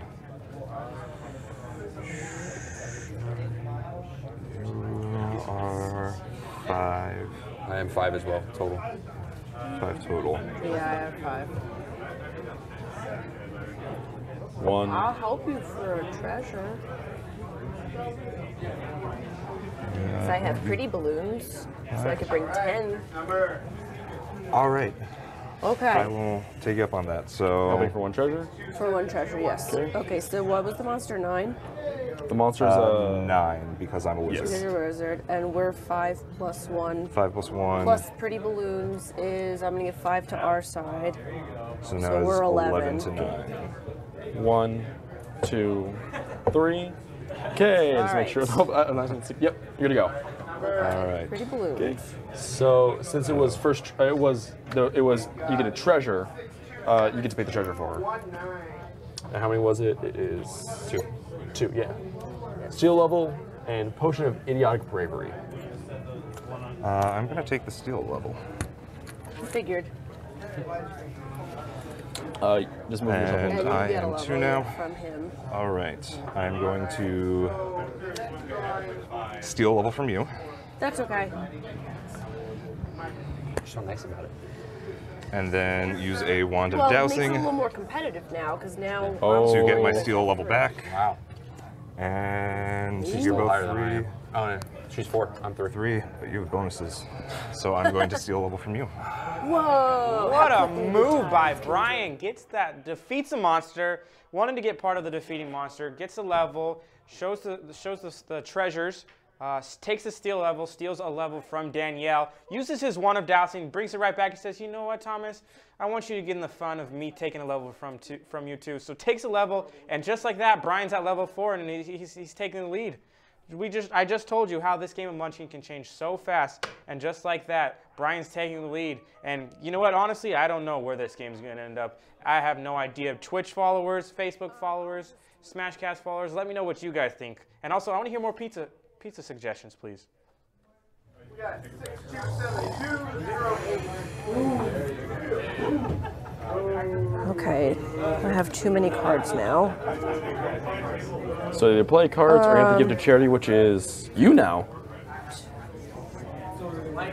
Can I put this in my other? Yes, it has a gold value. Okay, and this. I just put 1, 2, 3, 4, 5. Now I have 5. Okay. Okay. All done? All done. Let's kick it. Bam. Enrage +5 to monster. Cool. Let's look for trouble. Level 6, Shrieking Geek. I am level 2, 3, 4. And I'm going to knee pads of allure, your help. So you're forcibly helping? Yes. 1, 2, 3. Dead. You get 2 treasures. Once again, reveal face up. Yep. 1,000 gold pieces. I was about to say we're still so early. Instant wall. But it's half over. I know. Yes, it's way half over. Everybody knows I have it. So let's do it. So 1 for the monster, 1 for the go up a level card. We're gonna get the ding. Money, 2 for the ding. Oh, I lowered it. You lost level, yeah, 1, so 2, you 3, 4, 5. Okay, I have 5 cards in my hand. Do a good turn. That deck is getting small. Mr. Bones. Level 2. If you must flee, you lose a level even if you escape. Bad stuff. His would cost me 2 levels. So yeah, I'll fight it. Anyone want to 1, do anything? 2, nope. 3. No. Cool. Dead.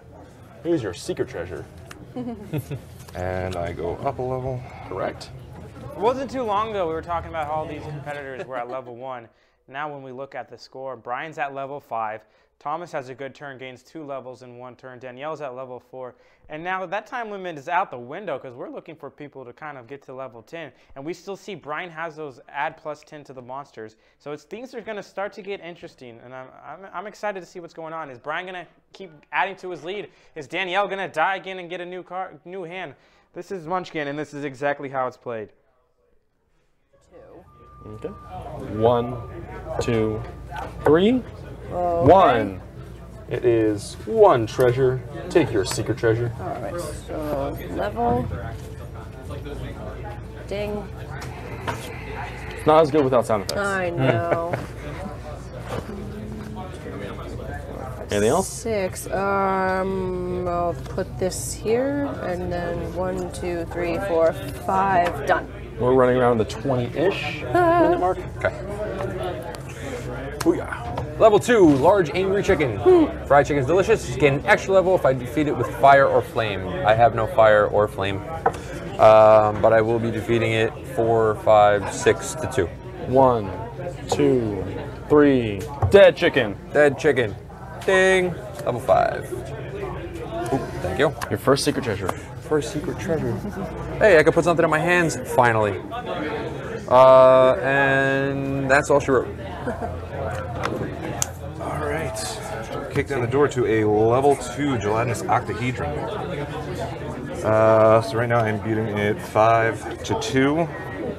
Anyone want to do anything? One. I'm actually going to bring about its mate, so I'm fighting 2 level 2 gelatinous octahedrons. Ooh. Okay. Interesting. 1, 2, 3, 4. You defeated 2 monsters. Look at you Cool, go, so I go up. Ryan. What a move. No bonuses on the table, but he is at level 5, facing that level 2, and he goes, you know what? Let me just fight another one, get a couple levels. Great move by Brian right there, and he's taking the lead right now. That was a very good move, and that might be a game changer, wink, wink. And I have 6 cards, so I am good. Okay. Divine Intervention. All players go below level right now. Oh, Divine Intervention. We've seen the last 2 weeks how powerful that card is. You're not a wizard. You're not a cleric wizard. Okay. I was about to say you're not a wizard cleric, and I was like, wait. I'm just gonna loot the room. Wait. Yeah, I can loot the room. Okay. Got confused myself for a second.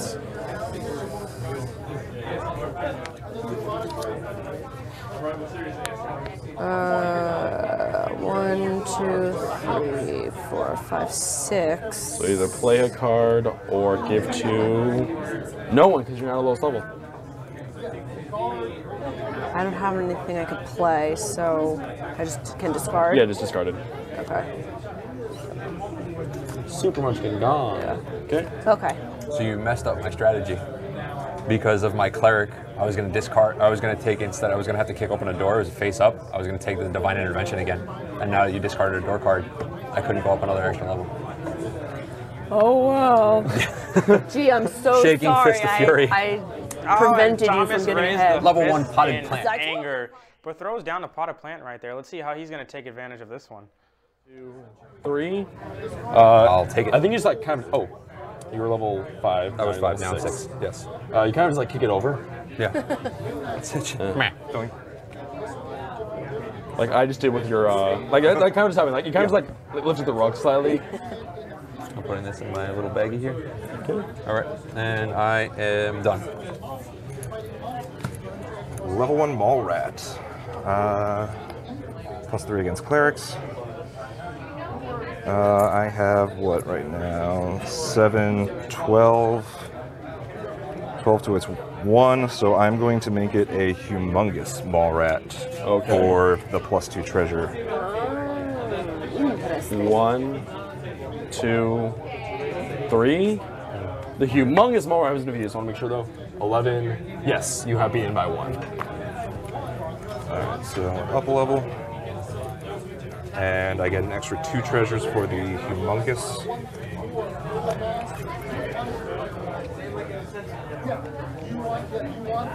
I will whine at the GM, please. You cannot use this. You're the highest level player. Shoot.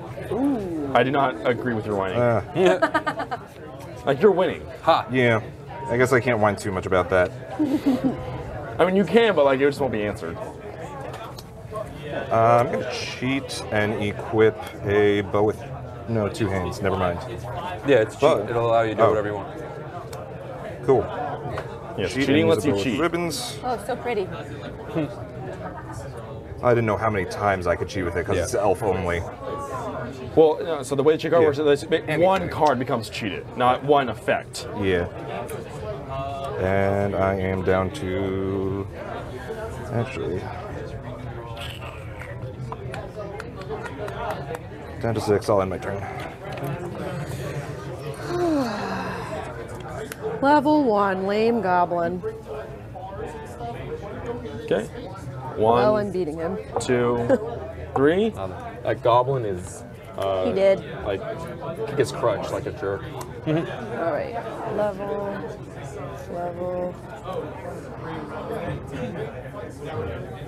I am a human. Yay. Yay, human. Hands. Huzzah.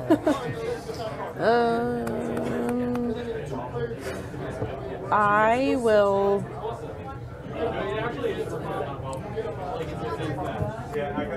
Look for trouble? No, you Wait, I you fought a don't. monster already. JK, so I'm done. Yes. 1, 2, I 3, will 4, take 5. the level 1 goblin. Okay. Instead of kicking down the door. And then discard a card. And I will discard a card in order to do that. I will discard this. Okay. There we go. I'm fighting a level 1 lame goblin because I'm a cleric. Or because I'm a He wizard. kind of just got his crutch back, and he kind of just like went over to him. 6 and... I am 6 plus 7, 8, 9. So you're I am being 9 to to 1. 1. Yes. 1, 2, 3. That was a very slow 3. Boom. Just saying. I think it's supposed to be like I'm going, so I'm very sorry. No, but, I'm like, joking. No, all good. But like he just got back up, and like you kind of just went over and like kicked it out from him again. Like, man, this guy is like having the worst day. Just so you know. Get lost, pal. This is not going to help me much anymore, so let's sell these for a level. Like, sure. Yes, 6 plus 6 equals 12 times 100 is 1200. Yep. Equaling more than 1,000, equaling a level. And I'm done. What a good turn right there by Thomas right there. Right. Use his clear power of resurrection. Discarded a card, then he gets to fight that level 1 monster once again, defeats it, then sells to get up to level 8. So right now, Thomas and Brian are looking pretty close together as we see Brian take his turn. Gonna be interesting to see how he plays this now that he's tied. 2. And I will make it ancient for the extra ancient drilling slime. Then what happens? So plus 10, I get 2 extra treasures. 1, 2, 3. The ancient dragon slime, or drooling slime, has been defeated, giving you 3 treasures. 3 treasures.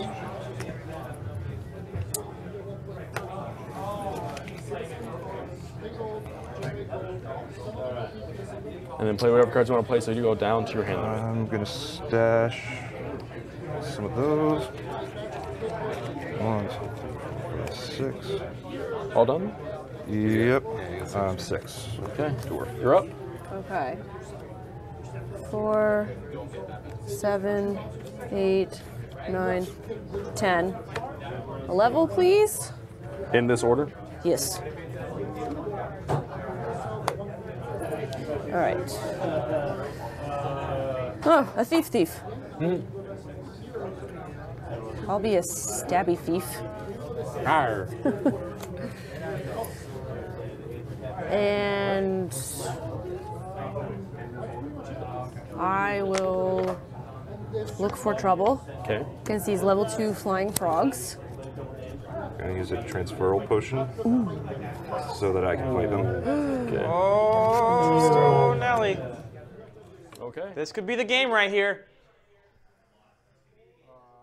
I'm going to play a wandering monster card. Oh, throw down the wandering and I am monster. going to play this level 4 undead horse. Okay, undead horse is now there. That's 6 and plus 5 against doors. That's 11 to my right now. 9, 13, 18. Brian has the advantage You right have now. 18 I have total. 18. 1, 2. And I am going to play this because it's undead. It Correct. doesn't need a wandering monster card. Ooh. So it's a level 16 King Tut. Oh, what a combination! So that is what, 27? 6 for 20 plus 5. Yeah, 27. 22, right? 22. But this is plus 5 against dwarves. Oh, you're a dwarf. Yeah, sorry. Didn't see that. And what I say I'm at 9, 13, 15. No, 9, 13, 18. Look at your app and bookmark. So what is it?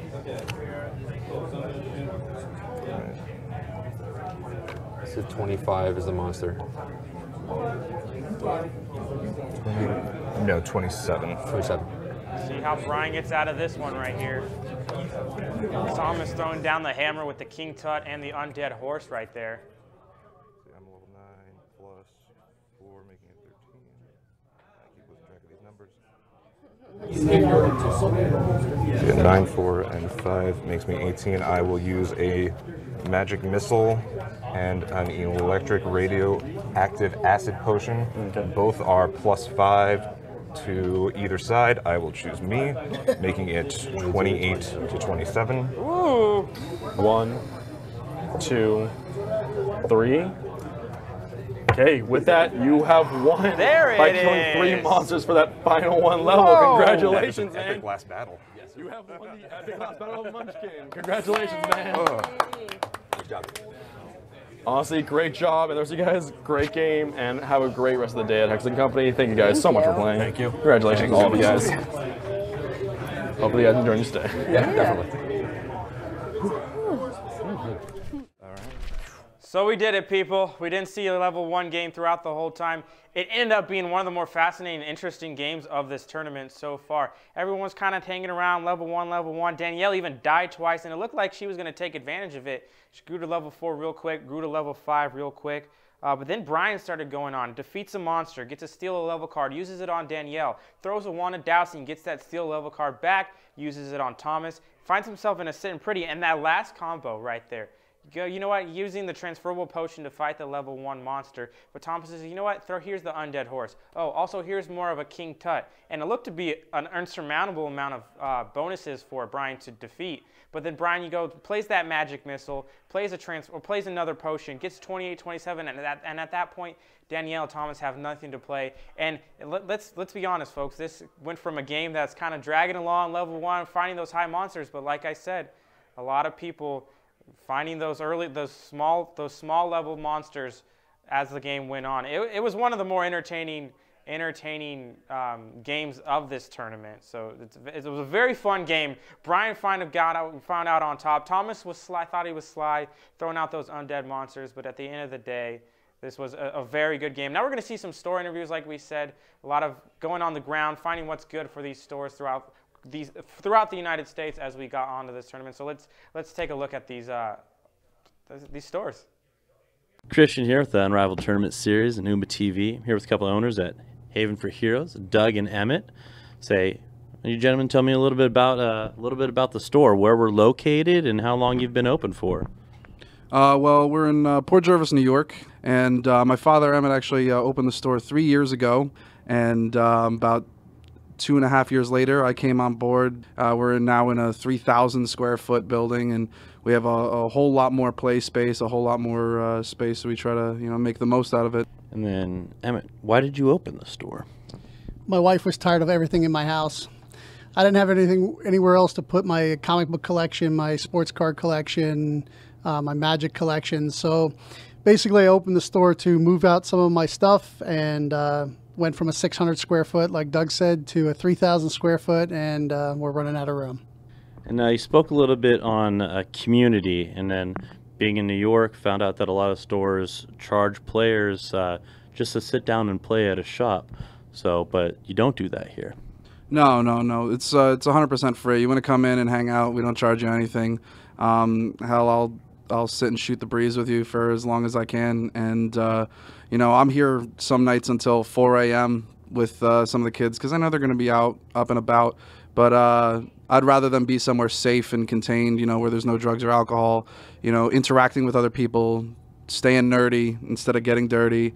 And so kind of bring people together, create a family. And, that's been the whole idea of the shop. It's been the soul of the project. So that's awesome. It's commendable.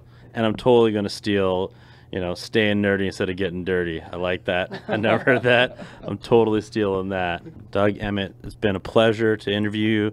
And guys, if you're in Port Jervis, come down to Haven for Heroes. The store's awesome. There's space. And just pick something up and play it. Christian, for that, we're going to have a great interview with Christian again. So more Christians, always good, Christian. Here we go. Let's hear what Brian has to say about his great win on Munchkin. Hey everyone, this is Christian, Oompa TV and Unrivaled, standing here with Brian, the winner of today's Munchkin Regional here in New York. Brian, winner for Hexaco. Tell me about it. It was a really fun match. I was playing against friends my friends who actually got me into the game, so a little nervous playing against them. They play a lot more than me, but really happy now to be going to Vegas. Started as a Padawan, now you're the Jedi? yeah, eventually the student must become the master. I mean, you say you're nervous, but I can't tell. It seems like, you had that as pretty smooth the whole way there. Oh, no, I was, especially going into that last combat, I was shaking a little bit, not sure what was going to happen. I mean, we all had been, everyone's hands, we just kept drawing cards the entire game because nothing really happened in those beginning rounds, so I didn't know what anyone was holding and where that would go. But yeah, excited to come out on top of that combat against 3 different monsters, which was pretty cool. And yeah. Have you ever seen a deck that seemed that stacked in the beginning? I mean, it just was monster and monster and monster. Nobody could fight him. I mean, that was a brutal start, but, seemed like it paid off in the end. My goodness, and you can even see, I know I slipped up. I'm just trying to make something happen that I forgot, what class I was, what my bonuses were. I just, wanted to try to kill something, get the game going, and then we ended up having to run away after losing that combat. It was just, like the first 20 minutes of the game, I couldn't believe that just nothing was happening. My friend Danielle, she actually had great strategy in trying to die just to get better cards. I was disappointed that I didn't have anything that I could just be killed by. Yeah. Well, hey, man, I mean, either way, having a miss up in the beginning, you turned it around. It's awesome. Any plans for Vegas? I really haven't even given it any thought yet. I don't know. I'll see when I get there. There is a lot to do there, so. All right, the wind's too fresh, too new. With that, hey, thank you very much, Brian. We're going to send this back to Justin. Thanks, Christian, and thanks, Brian. Really good job. Like he said, first 20 minutes of the game, and nothing was happening. When people are starting to try to die, that's when you know that things need to change quick. And it changed real quick, real fast. And we saw Brian play a really good strategy at the end of the game, winning a trip to Vegas. But like we said, we'll be going all over stores, all over the country. Let's take another look at this time one right here in New York City at the Brooklyn Strategist. Davey, and this is the Brooklyn Strategist. We are a board game cafe in Brooklyn, New York, providing space for communities and gaming to happen in a city that doesn't quite give you enough space to normally have it. We have board games, miniatures, Magic the Gathering, D&D. We have X-Wing community, and then an after-school program and camp for kids to start gaming, younger than we normally start, which is great. Hey guys, this is Josh from Unrivaled here. We're coming down to Manhattan. The road crew is coming through New York City. We're at the Complete Strategist. It's at 11 East 33rd Street. This store is awesome. It is literally a vault of old games. Everywhere you look in the store, it goes floor to ceiling, unlimited board games, an entire section to historical board games, which makes a lot of sense because they've been here since 1975. 1975, it's older than I am. So if you guys are ever in the Manhattan area, please come down and see the Complete Strategist. This place is awesome.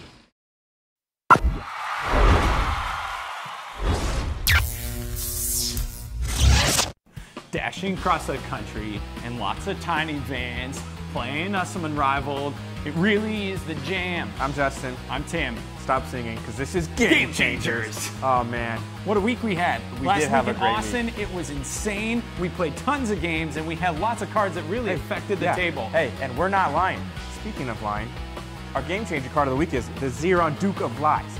And this card reads as, it's a monster. You gain 3 honor, and you take a card at random from each opponent's hand and put that card in your hand. So you're just stealing from someone. Last week we saw it big time as Liz was in the lead and Ryan literally defeated this monster and drew cards from each other player. Towards the end of the game, this is clutch because you know those decks have been weaned down to some of the most powerful cards.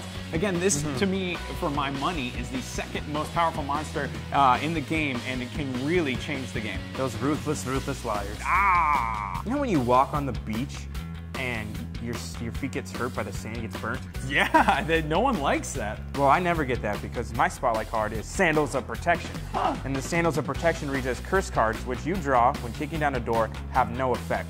Curses cast by other people will still affect you. So if you keep pulling down curse card after curse card and you have these sandals of protection, you're getting no curse. And that's an easy way to keep gaining levels, gaining levels, gaining levels, gaining levels, and boom, you win. And you're just thinking, thanks to sandals of protection. Those are some sweet Tevas and sweet Birkenstocks. Oh, yeah, they are. Oh, man, Justin, I wish I had an Altoid right now. I wish I had something, because my breath smells like chalupas from this Nova Breath from King of Tokyo, my spot. Nova Breath, it's a 7 energy, it's a cube card, you're smash all other monsters. So whether you're in Tokyo or out of Tokyo, either way, you're gonna deal damage to those players as long as you choose to resolve the dice with that smash. We saw it with Michael, he was rolling 5s all the time. It paints a target on your back, but at the same time, it paints some fire in your enemy's eyes. Okay, on that note, we're gonna end. This has been another episode of Game Changers from here and our great sponsor, Game Masters in Laguna Hills. I'm Justin. I'm Tim. Challenge everyone.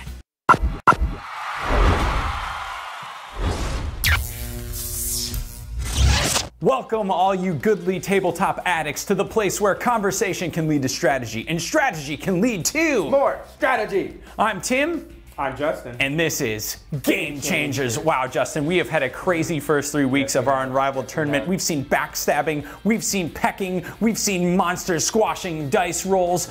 Even my quaff has had a rough go of it. One thing about us, our honor is never low and our quaffs are always to the top. Well, what card really made a difference last week in our game of Ascension? Well, like we said, Ascension, I think the main one that we took it is the Adrizzle Staff. So the Adrizzle Staff is a life-bound construct, and it reads as follows. Once per turn, gain 1 power.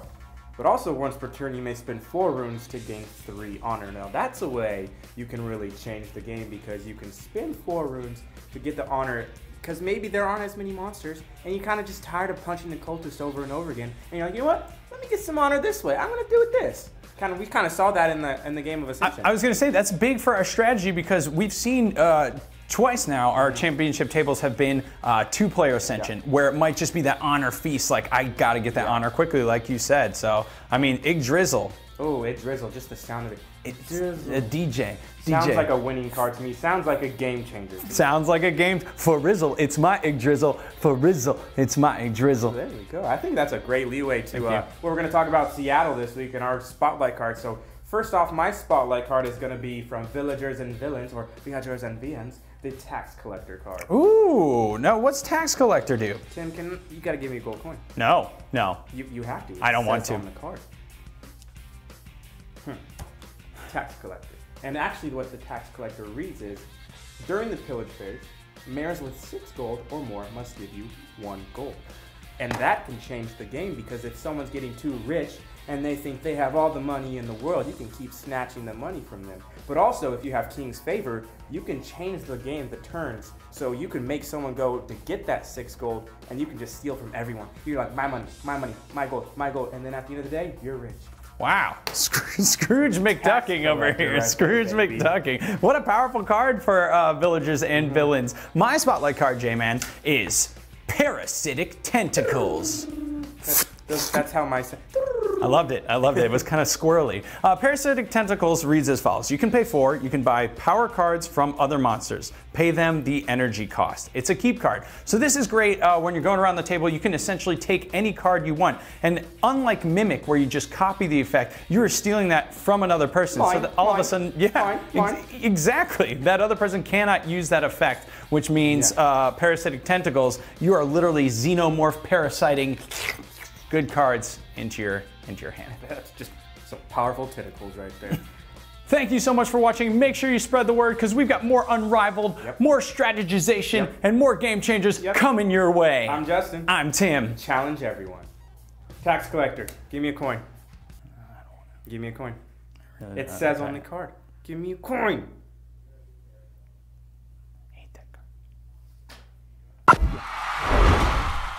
Honestly, Tim, if you're out there, please find us. Let us know that you're safe. We're all very concerned for you. In the meantime, our pizza competition is slowly coming to an end. Let's hear it, people. We got some good ideas right now. We're going to keep running this through our last game, which is our Ascension Final Table. And so you guys don't want to hear me talk about it. Let's just get straight to it. This is our Ascension Final, baby. Let's see who's going to Vegas. Hey guys, we're back and we're here to play Ascension now for the regionals here once again at Hexen Company, New York, New York. I love saying that. Today, as you see, you guys have the board in front of you. It's all set up. I will be in charge of the center deck. I will be in charge of handling the honor and make sure that nothing's done incorrectly. On that, it's up to you guys to see how well you do. So, we're going to do a quick introduction, starting with, I guess, you, sir. Say your name and then what store you came from. Yes, my name is Nevin Ball from Hexen Company. Excellent. I'm Jared Reyes, representing Either Cafe in Hoboken. Chris Vaccaro, representing Toy Wiz in Nanuet, New York. Excellent. We have a lot of places all across, which I love. That's what's going on for this regional. So, to start off the game, starting with you, we will flip the top card of the deck, and whoever's the highest cost will go first. Sorry, I have to lean over for the first part of the game. You got a longer reach. Four's Four. pretty good. Suck it, 5. It's because it's you, I'm going to beat you. Don't do it. Oh, we tied. So, one more time. Ladies first. 6, beat it. I can. But you don't. Okay. So, that is our beginning lineup. Ooh, that was very important. The Flytrap Witch, Void Thirster, the All-Seeing Eye, Mephit, Arbiter of the Precipice. Oh God, please. I know what happened. You got the highest. Yep. So, starting with you, go first. Over here, if you look, I have the extra honor and plus extra militias and apprentices in case someone needs replacements. Other than that, start when ready. Here comes your 3-2 hand. Don't jinx it. No, I got the 4-1 hand. Take it. What a jerk. And then my turn. Replaced by Void Initiate. Alrighty, so the game's starting quick right there. Jared going on, getting a Void Thirster right off the bat. 3-player Ascension. Honor count's a little different than the 4-player. I mean, I guess quick, fast-paced moving game. These guys look like they know what they're doing. It's going to be fun to see the strategy change. First, I'll punch the cultist. Okay. Ooh, punch the cultist. The move is trending. He's going to go there. I actually got to think things out. I'm going to buy a Mystic. Chris buying the Mystic to end his again. turn I'm right get there. the Void Initiate and a Mystic. All right, let me see what card flips up. Yeah, Tyrant. Getting the Mystic and then getting my turns. These guys are moving fast, so if you guys aren't paying attention, you're going to miss something pretty quick. That's a 3-2. You had a 5-hand. You had 4-1. 4-1, though. We're restarting this bad boy. I don't want to restart that. I know you don't. Put honor there. Thank you so much. So the goal of Ascension is to end with the most honor. You gain honor by defeating monsters. Ortho's good, right? You get the honor on the table, but you also get the honor while you build your deck. That is a deck building game.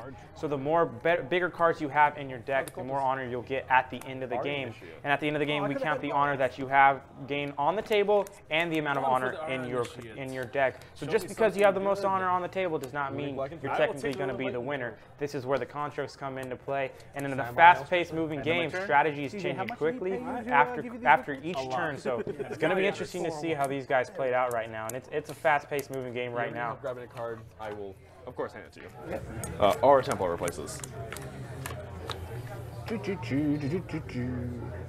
So I play that to gain 2, and then I'll draw a card. I'm going to build the tension here. Hopefully I hit the 6.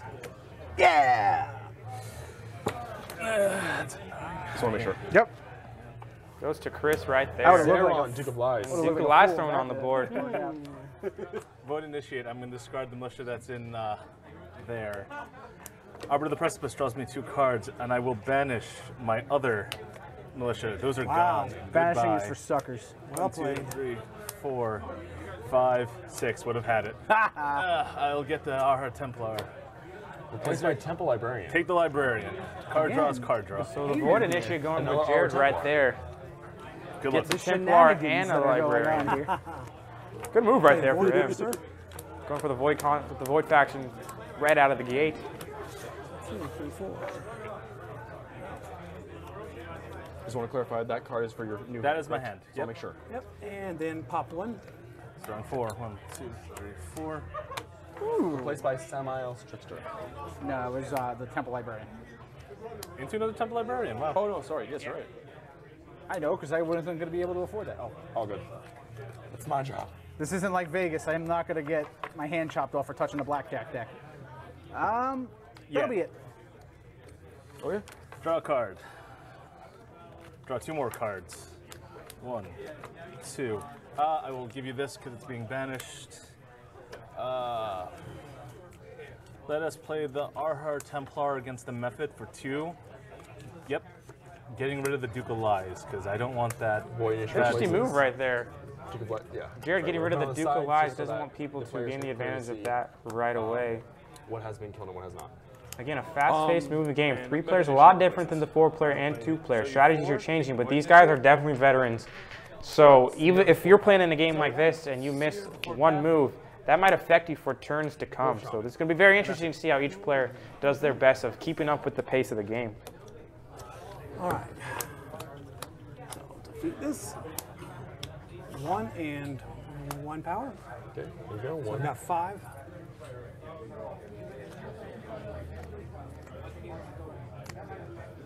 This for 3. Shade of the Black Watch. Oh, no, and 4, 5. So Nevin takes a Wolf Shaman and a Heavy Infantry to finish off his turn. Use it to draw a card. The All-Seeing Eye, great construct, allows you to draw a card every turn, and he draws a Fly Trap Witch right there. That is sadly a thing for. Oh, yeah. Sorry, Wizards. Can I have 2 honor, please? Oh, good. You know, a 5. I will replace that 5 with a red. Good start to Chris's turn right now. Take the Shade of the Black Watch. Takes the Shade of the Black Watch, giving himself some power for future turns. Punch. Yes, got 1 point. Punch the Cultist. I am loving that. People do things for me. Yep. It's all good. It's supposed to make sure that no one takes more than they should. Play the Temple Librarian, discard a card, drawing these 2. The camera will catch me, and then the internet will come and lynch me. Avoid Initiate, I pass you this. 1, 2, 3, 4, 5, 6, 7. 5. Wind Tyrant. 6, 7. And my turn. All right, play another construct. Big Drizzle Staff. Nevin throwing down the Drizzle Staff. 4, 5. Well, 4 apprentices. Toss this for 5. Taking the beauty that is the Fly Trap, which we all know that is my favorite card of the game. 1 Cultist? 1 Cultist, yep. 2 constructs out there, 2 different factions for Nevin. 1 for turn ability, draw a card. Temple Librarian, discarding the Apprentice. Draw 1, have to shuffle. Sounds like fun. Jared's really relying on the Enlightened This is faction exciting, right now. exciting streaming. Big when you start getting decks, drawing your cards over and over again. I mean, this is one of the faster games I've seen so far. Like, literally everything's going super fast, which is... Oh, if it was just me and him, it would literally take us 4 minutes to finish this game.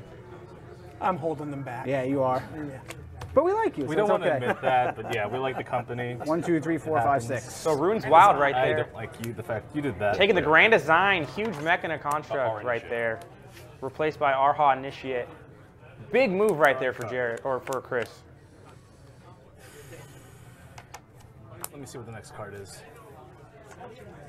You heard Chris say it, the game would probably take 4 minutes if him and Jared were playing, but this is a fast-paced moving game, one of the more faster games that we've seen in this tournament, and to be honest, it's fascinating to watch and to call because you get to see things happening so quick. There's not a lot of time in between, and it also puts a lot of pressure on the other players to make decisions quickly because things are changing by second. 4.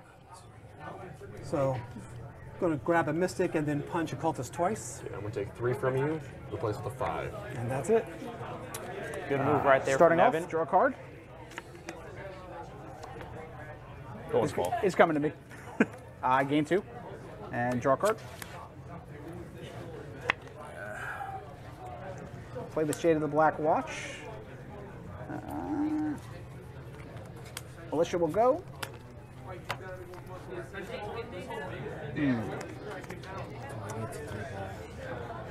4 and 3.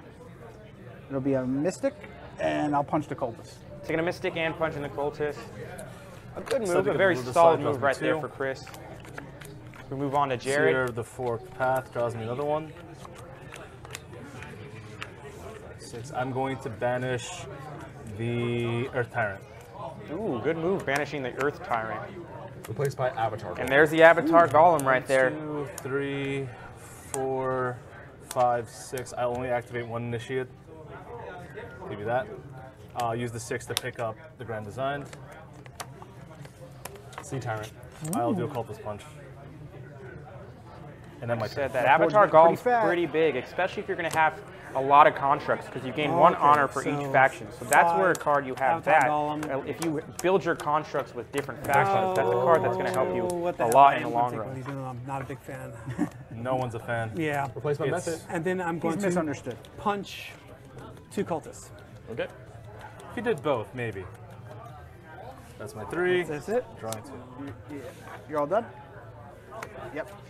So I'll start off drawing a card. I'll gain 2 and draw another card. I will take 3 and give you 5. Chris using a lot of that Flytrap Witch. Play Temple Librarian, discarding the Apprentice to draw 2.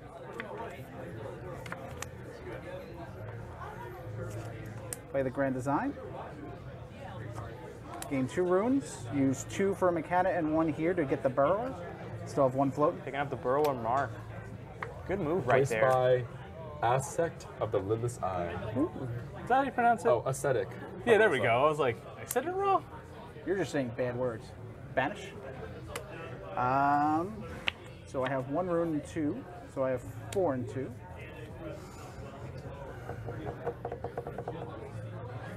I'll take the Mechanic initiative. I want to see another card. Give him nothing. Samael Trickster. Wow. Wanted to see another card, got a monster. But it's fun to see Chris play right now. Playing a lot of cards that allow him to keep drawing. So his hands early on, even early on in this game, are very big. Alright. And he's taking it to an advantage. This for 2 cards. I'll give you this to banish. Temple Librarian, discarding this card to draw 2 more. And Jared's right there with him right now. Draw 2 more Using cards. a lot of Enlighten and Void.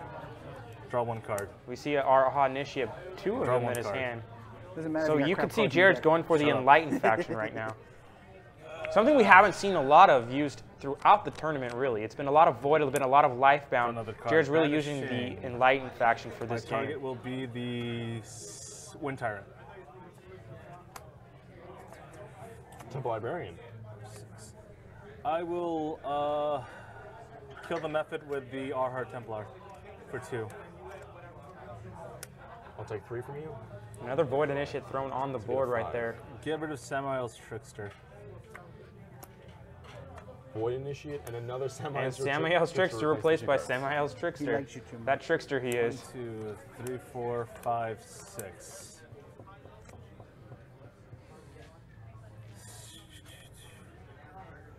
I'll take another aesthetic. 1 drop. Is there 1 drop? I know there's 1 Snapdragon. drop. I'll take the Void Initiate. Points.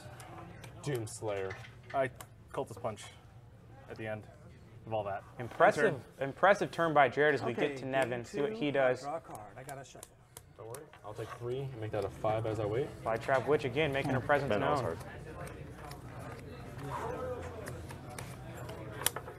Just realized I went last. I hope we tie. That'd be karmic retribution right there. Shut up. Yeah, no, in my luck could probably I happen. don't know, we're all pretty good right now. Okay, Nothing's gain 1, big draw a popping for me, card. though. Yeah. Like, this board's pretty tamed. Thank God, right? No. Okay. Arha Templar is going to pop him for 1 and 1 point. So 2, 3, 4, Livebound Initiate. 5, 6. 6, 6, 6, 6, 6, 6. The number Play of the him for beast. 7. I just want to check my discard pile. 5. I'm going to take the Snapdragon and the Temple Librarian. 6, 7. Yep. Actually, you only have 6. 1, 2, 3, 4, 5, 6. Oh, my bad. Sorry. Oh, no, sorry. 7. Samurai Shirt. 7. Yeah, you're I was correct. right. Sorry. I can- That went so fast that you're I went correct. fast. You're right. And then He's the fast one?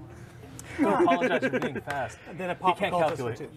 Solid play by Nevin right there. Very interesting as this game is moving fast paced.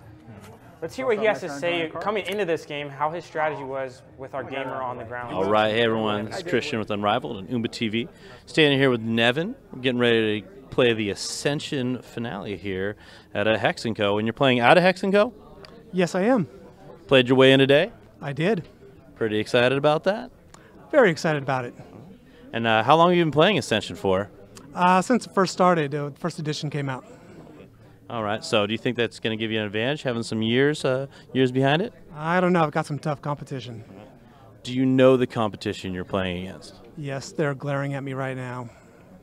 Now, I see on theirs that they came from the same store from New Jersey, so do you think they're going to team up, or do you think they're going to go at each other? Well, I think they're going to go at each other because they know each other well. But I'll try to do a little sneak attack there, a little left hook on them.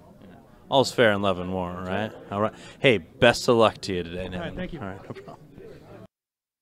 Like we predicted, Nevin, a veteran player of the game, but also little mind games being played at the pre-interview right there. We heard him say Jared and Chris were kind of glaring him down, trying to get in his head.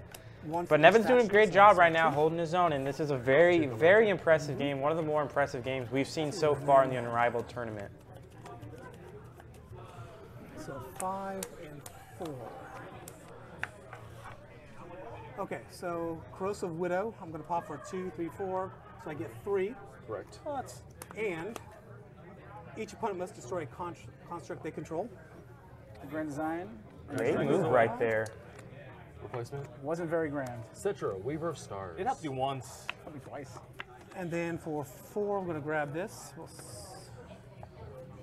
I've got one left. Avatar of the Fallen. Nice. Avatar of the Fallen. We all know the power of that. You defeat that, you get to choose, or you get to choose a hero to have, or defeat a monster of your choice without having to pay its cost. I drew bad cards. Could be a Get game them out of the way. I changer. like that. Wink, wink. At the end of the day. I'll take the Wolf Shaman. Good? Yeah. Perfect. Replaced by Method. Gain 1 attack, 2 attack. I'll punch the cultist. And that'll be it. So we see as our score right there, Nevin with 17, Jared with 7, Chris with 12. But like we said earlier, just because they have the most honor on the table does not mean they are a guaranteed winner. And we see this. A lot of these players are building their decks quick and quick, giving those high honor right away in their deck. It's going to be interesting to see how this game shapes up in that final countdown. Play this to get 1 honor. The Runic Lycanthrope going out there. 1, 2, 3 also gives me attack. 3, 4, 5, 6. Give you that. So 6 and 2 attack, and it's a board full of that. Womp womp. All that work for nothing. Punch the cultist. And then I have 1, 2, 3, 4, 5, 6. You don't have to buy anything. I don't, but I will. Take the sampler platter. There you go. Half off at the 10 p.m. Okay. So 1, 4, 5, 6. A little short. So I'm going to punch the Sea Tyrant. Nevin says, see you later to the Sea Tyrant. Choose to keep this. Smart choice. And also I get 1 for the Void Thirster. Replace with a Master Dartha, very powerful card. Allows you to draw 3 cards. I noticed right away. Sadly, I cannot remind you of that. Yeah. And then if you lose by 2, I'll feel really bad. So Nevin kind of taking control with the honor on the board right now. I'm going to start off. Up to 23. That's a 10-point lead over Chris right now. Oh, you guys beat that Sea Tyrant, right? Oh, now's the time. Oh, there's another one now. There's 2. Burrower to draw a card. Chris throws down the Burrower Mark. This is a very large place. Yeah, and so is my construct. And the Watchmaker's Altar. Lands right now. And a Shadow Star. So constructs galore for Chris right there on this turn. I'm in your dilemma. Right? Stinks. I'll take 2 Mystics. 2. And call it a day. So a big turn right there for Chris as he throws down 3 constructs. Arbor to the Precipice. Draw 2. See how Jared responds right here. Apprentice in hand. Draw 2 more cards. Draw 2 more cards.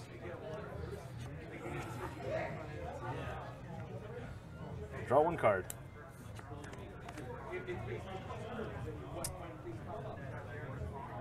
Draw 1 card.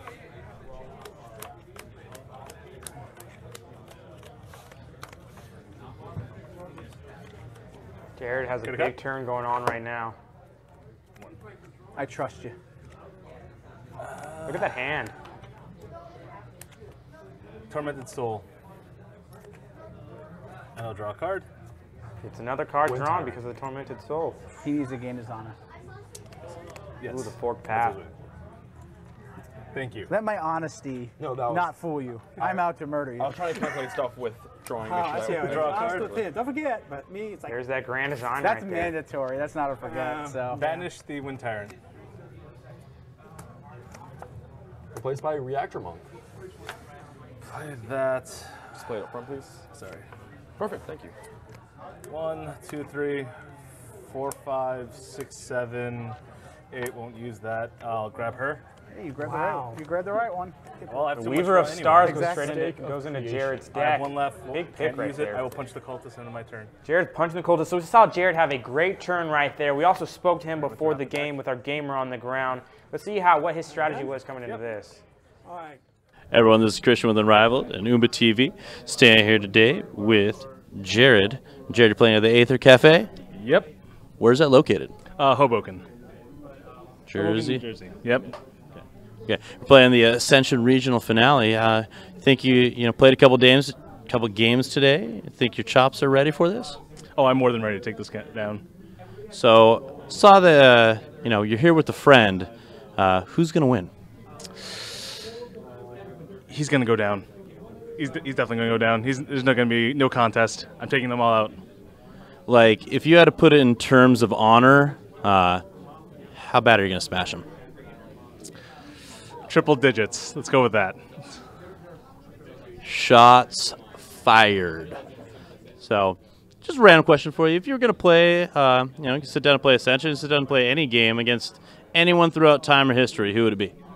I would say Gary Gygax would be my top pick. A grandfather of D&D. He must have had tons of stories. So just sitting down and play with him would be awesome. Pick his brain, see what made it all happen? Yep, definitely. Awesome. Hey, best of luck to you today. Thank you. So the grandfather of D&D is who Jared would want to sit down and play a card game. But right now, Jared's doing a great job himself in this game. As we move on to Chris, Chris is throwing those factions and those constructs all over the board right now. We see that Fly Trap Witch being played. Acquiring the Apprentice for 2 more. Wolf Shaman for another.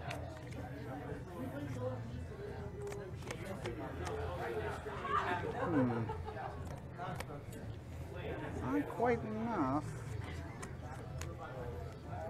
Oh, I do have enough. So 1, 2, 3 for attack, 4. I'm going to hit the Mistake of Creation. Gain 4. Yep, 4. Replace. Lion Talker. I will choose to banish the Sea Tyrant, and I'll also choose to banish the Apprentice in my discard pile. I will grab it for you. Wow. Watchmaker's Altar replaces. Whoop, whoop, whoop, whoop. You can't afford it. Yeah, I can. 1, Sarcasm. 2, 3, 4, 5. I'll take that bad boy. Seer of the Forked Path. I am passing on Master D for that, though. I'll take the Seer. Points itself are worth it. 4 left. Rocket Courier why. X99. I'm paying him now. Yep. Samiel's Trick. You didn't pay him enough to stay on the payroll. Sometimes you just have to sit back and watch things unfold, and that was one of those turns where Chris just kind of took control and saw those different paths to different cards, and that was an impressive turn to watch right there. Activate this so it has 2 runes and 2 attack, 2 power, 4 power. 1, 2, 3, 4, 5, 6. Choose not to banish. 1, 2, 3, 4, 5, 6. Grab the Land Talker. Tormented Soul. That's how I'm feeling right now. Hit the Tormented Soul. We kind of have that effect on people. Corrosive Widow. I get Did one. you get your one? I get 1 honor for it. Yes, you do. Get my head in the game. Come on. We're distracted you. You know, it's our fault. It's like Now the trash talk is picking up. I love it. Like, there's literally so much card going on. I have to make sure that everything's being played correctly. Make sure all the cards are being drawn right. I have to make sure that there is no like playing a shell game, man. 4, 5. That's why I have to watch for. Like, I'm having to watch that constantly. Yeah, not only is 1, 2, this probably the 3, most impressive 4, game of 5, 6 Ascension, was this is enough to pay CJ's for it, biggest so I only challenge have as 3 the left. judge, and so far he is up to the task. End turn. Clog that deck. Honey. All right. Playing Snapdragon. With enough draw, it really shouldn't matter.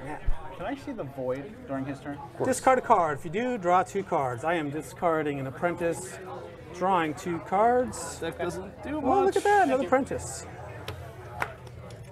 All right. So, 5. Were there no constructs available on my turns? Is that what... I bought them all. Yeah, I know. I noticed. All 3 Sea Tyrants in that. Yeah. In that void. That's why I didn't want to banish them. All right, so I'm going to pop the Wind Tyrant for 3 honor, and I get 3 change. Taking 2 for a 5er. Thank you. And then, plus since I said a row, I get another one. Hey, you got it this time. I got it twice in a row. Now you missed one. 2, 3, 4, 5. All right, and then, so with the 3, 4, 5, 6, I am going to spend 4 of those to get 3 more honor, and then get another heavy infantry, and I'm done. Good. Solid move right there by Nevin. Start us off with the all-seeing powerful line. right now with the 35 honor on the board.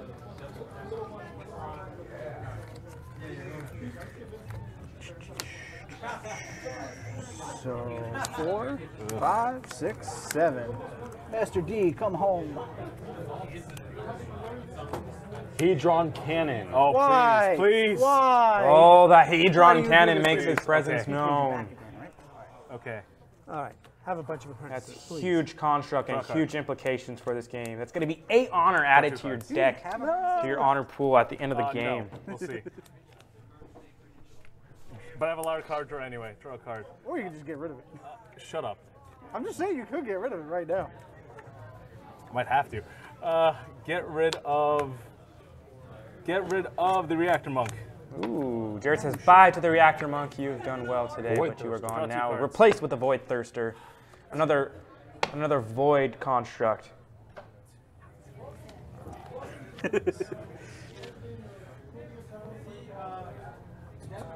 Are you Yeah, watching so our game under the table? Yeah. 1, 2, 3, 4, 5, 6. Luckily, we have delay so that you can't see real time. As it should be. 11, 42, 12. Shut up. Shut up. Or in case Chris cusses. That's also the reason. That's the biggest reason. I have the mouth of a nun. We're in your profile. We know everything about you. And probably did a background check just in case. Also, your interview just had so much like slandering stuff. Like we just couldn't like Do I want let to you miss speak that or normally. not? Choose not to do it. 2, 2, 3, 4. Be 2 points. We always slandered my opponents. Because I want to activate it. Put this on top of my deck. Okay. So then when I activate this, I'll get both. 1, 2, 3, 4, 5, 6, 7, 8. Grab the Hedron Cannon. I thought you forgot about the grand design. And Jared grabs that Hedron Hedron If I Cannon. wanted this to go up. That's so a I can huge get move this. right there. An extra 2 points. All right, because you played 6 and I'm like, damn, I can't afford it. Oh, I can. Me and him looked at each other like, Our initial replaces. Yeah. No, draw 2 cards. 1, 2, so I can get rid Might of as this. well. 1, 2, 3, 4, 5, 6. Pop this first for 3. Okay, so with That was our played. okay, Yeah, there, pop so this for 3. I want to see the Okay. card replaced first before I choose. Spike Vision Let's replaces. You get 3 Destroy points. construct. I'm destroying the Watchmaker's altar. I'm 2, destroying Snapdragon. 5. Okay, so actually that's tap. So 1, 2, 3, 4, 5, 6. It would be great if that was 7. That'd be Christmas land. Kill the Samuel's Trickster for 1. Samuel's Trickster no longer. Great move by Jared. I have 3 left. Get me the Arha Initiate. I'll just pitch that, sorry. And draws the staff. 1 more punch.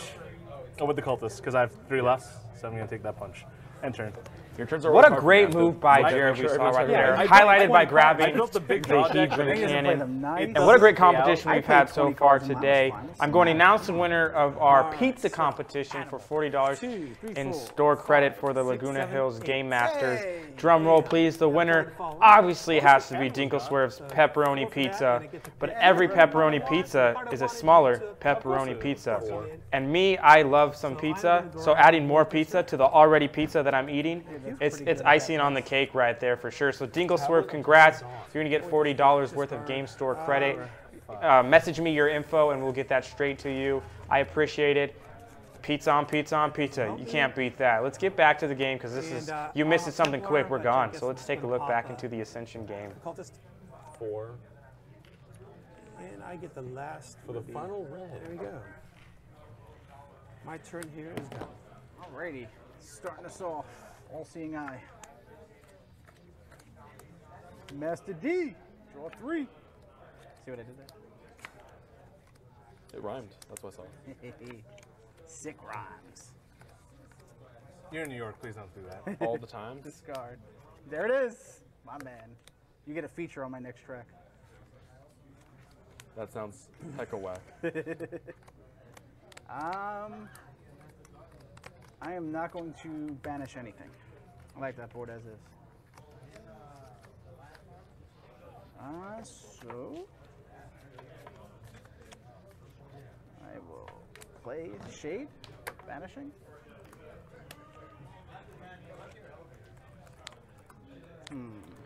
So looking at the scores right now, Nevin taking a commanding lead with 40 honor, but we see Chris has a lot of constructs on the board.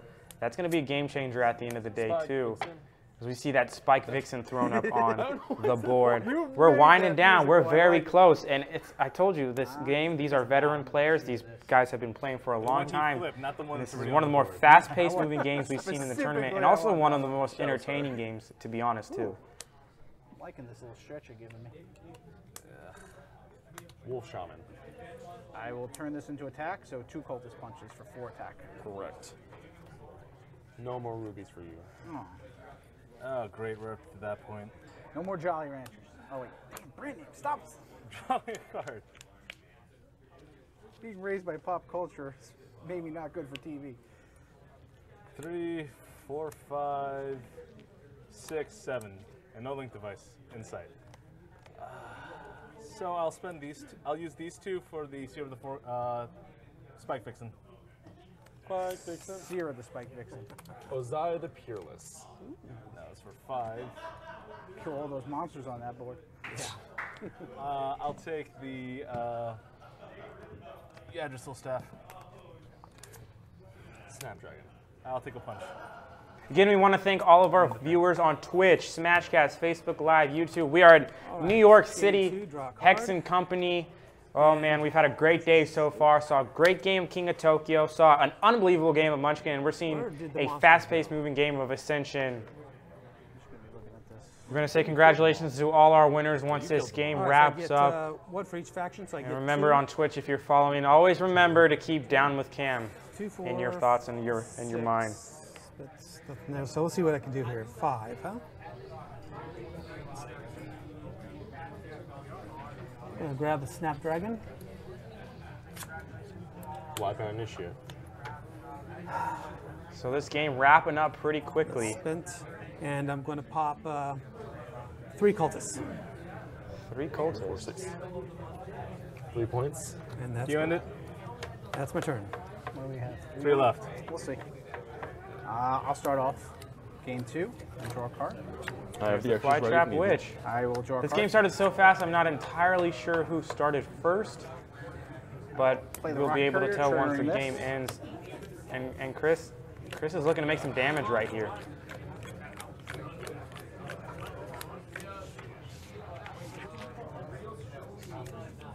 I want you to cut me to the tablet. If it is the tablet. No. Okay. Women. Watchmaker's Altar. That'd be Magic Christmas Land. And I love Magic Happy Christmas Land. No. So 1, I'll spend on the Lifebound Initiative. The Stake of Creation.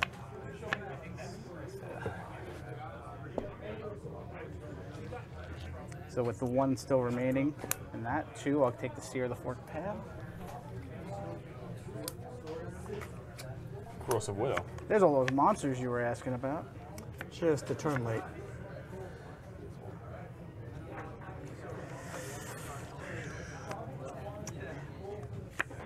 So we already heard from Nevin and have Jared. The extra honor. We don't want in to the feel like game. Chris got left out. Can you win? Do I So want? we're going to hear from him soon with our gamer really on the the ground as this game winds up. How much honor do you have there right now? As she's asking about all the That's honor fine. Nevin has. The riches of rich.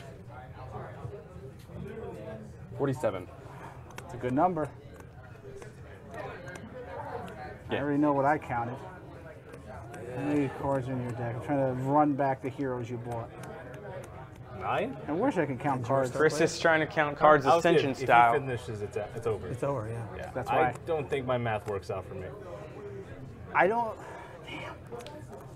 Can I count the number of cards in my deck? Yes, just do not change the order. 1, 2, He has 3, to make 4, sure. 5, 6, 7, 8, 9, 10, 11, 12, 13, 14, 15. 6-card turn. Let's hear as I do have Chris Temple what he River has to and say as he Master D finishes in up there. this turn. The game almost ends right now. Christian once again, Unrivaled at Numa TV, standing here with Chris. Chris playing out of Toy Wiz, that's in New Jersey? That's in Nanuet, New York. Might as well be Jersey. It's right over the border. Jersey, York. Jersey, York, yes. Awesome, man, awesome. And you're playing the Ascension Regional today. Now I've interviewed a few people, and I know we're friends. Hey, shots fired talking about double-digit, triple-digit honor wins. How do you feel about that? Well, first of all, you called them people. I wouldn't call them people. They're animals, and I'm going to treat them as such. As you should. As you would. I mean, if it was a dog animal, then I'd love it, absolutely. But they're not dogs. They're like feral creatures. So that's what's going to happen. Feral, rabid creatures. Absolutely. Now, sounds like there's a victory in this. We're going to wrap this up real quick. But, important question. It said, on your sheet, it said, how long have you been playing Ascension? Since day one. Gen Con, whenever they premiered it, I'm too old. I can't remember what date it is. It says, you're like the Dan Marino of Ascension? Yeah, where I'm so good, but I've never won a Super Bowl. So I always finish runner-up at Ascension and the World Championships. Let's say, because Dan Marino didn't win, but you just said that. So Right. you know you stole my thunder. I know, but I also know that Nevin's going to win because me and Jared are going to kill each other, and then he's just going to swoop in and win. Calling my shot right now. I'm just saying, stealing thunder's good. Channel this, take it with you. Best of luck. Thank you, brother. Replaced by Druid of the Stone Wow. Circle. You get Chris another had a lot to 3. say right there. A lot of friendly banter going on in all these interviews. Well, I just got entered. As the game is reaching its final end right there, this is probably going to be one of the more intense countdowns after this game is over.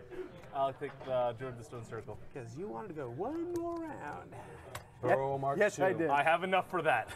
With the Oh grand my God. design. What a jerk. Oh, well, that was a slightly big jerk. Seer of the Black Watch. Oh, sorry, Shade of the Black Watch. All right, and that's my turn. Could be a seer. So this could be a big last move for Nevin right here. Yeah, it just in kind of case. separate himself. It's in the void, Never know. but just in case. Yeah, if All it's right, somehow magically Templar cycles back. is going to pop the Stake of Creation. Okay. You gain 41 seconds. Respectable 25 honor. Take the 1. Nah, you did Get a pretty 5. good. We're going to be all going to be close. All right, and then That was voted Skara. We're all going to be very close. It's going to be a bit rough.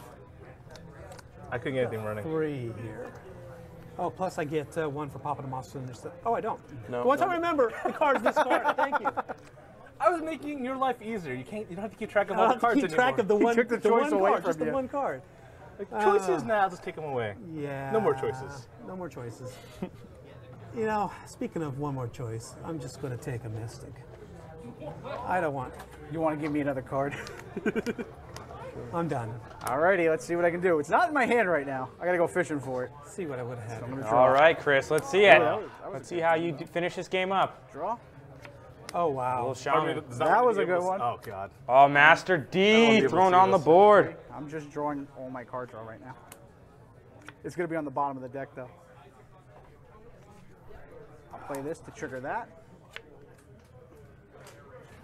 I think I can still get through my deck, though. I think you can. Discarding the Apprentice. Ooh. Oh. I got it. It was the next to last card, but I did have one more card. He's going to get through his entire deck. Um, Outstanding move right here do with that, Chris. Draw. His bet paid off. And we're going to banish the Shade of the Black Watch. Reactor Monk appears. I'll play a Shadow Star. It's okay, I overlap these, right? Interesting, this one's darker than that one for printing. Shade of the Black Watch.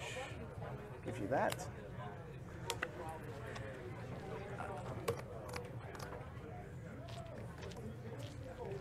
Damn. I got there somehow. Okay. The tension in this game now is kind of reaching its peak right here as the last turn goes. 1, 2, 3, 4, 5. Everyone a little on edge as Chris is going to finish I'll his buy final the turn. Twofold the Scar. Only got one left. I'm used to And this Miramasa already, thrown on the board late. You get to watch. So now I play 3 more. 1, 2, 3. And the one floating, I'll take the Reactor Monk. Mistake of Creation. I'll use 4 attack to defeat the Mistake of Creation. What a turn going on right here for Chris. This could be this could define it. To place. He's gaining the honor he needs on the board. I will banish the Shade of the Black Watch. It has been banished. And I'll revealing Avatar Golem. Choose to banish an Apprentice from my discard pile. That comes back to me. So I had no runes remaining. They're all spent. Yeah, they're none. I'm confident on that. Tablet of Times Dawn. That's the Dawn Tablet of Times Dawn. That could be Core, the Freemancer. And I'm going to take one last turn. what a move right there. He banishes that construct to do another turn. And this could be the game. That could have been the game right there. That is opposite. Don't do that. What a move. Impressive move. A clutch move on your last turn of the game. All right, fine. It's already done. Here. Done. What worse can I possibly do? You guys are so negative. Because I've seen this happen. Well, it wasn't that good of a draw. Starting off here. Still not. I think that's my 3 apprentices that's in my deck. Wolf Shaman to draw. Seer to draw. I will choose to banish the Wolf Shaman. Mistake of Creation. Seer. I will choose to banish Oziah. Chris says bye-bye to Oziah. He wants a link device. He's looking to rack up the last-minute points for his turn right here. 2 attack, 4 attack, copy it, 6 attack. I'll hit the Earth Tyrant for 5. And 5 for you. Draw 2 cards. Lifebound Initiate comes out. Spike Vixen to draw. That's all my draw. It's all gone.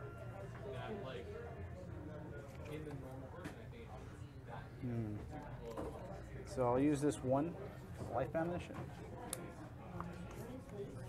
Druids of the Stone Circle. Druid's thrown on the board right now. Most games, you may think a little too late, but right now that Tablet of Times Dawn is really helping Chris out, and that could be the difference between the game right here. 5, 6, 7. Link device. Makan Initiate. I'll take him for 1. And as we count down here, we're gonna recap the day that we had today here at Hex & Company. We're also going to have a great interview with Greg and Mark, the store owners of Hex & Company. And that is it. A great store for us to hold this Unrivaled regional.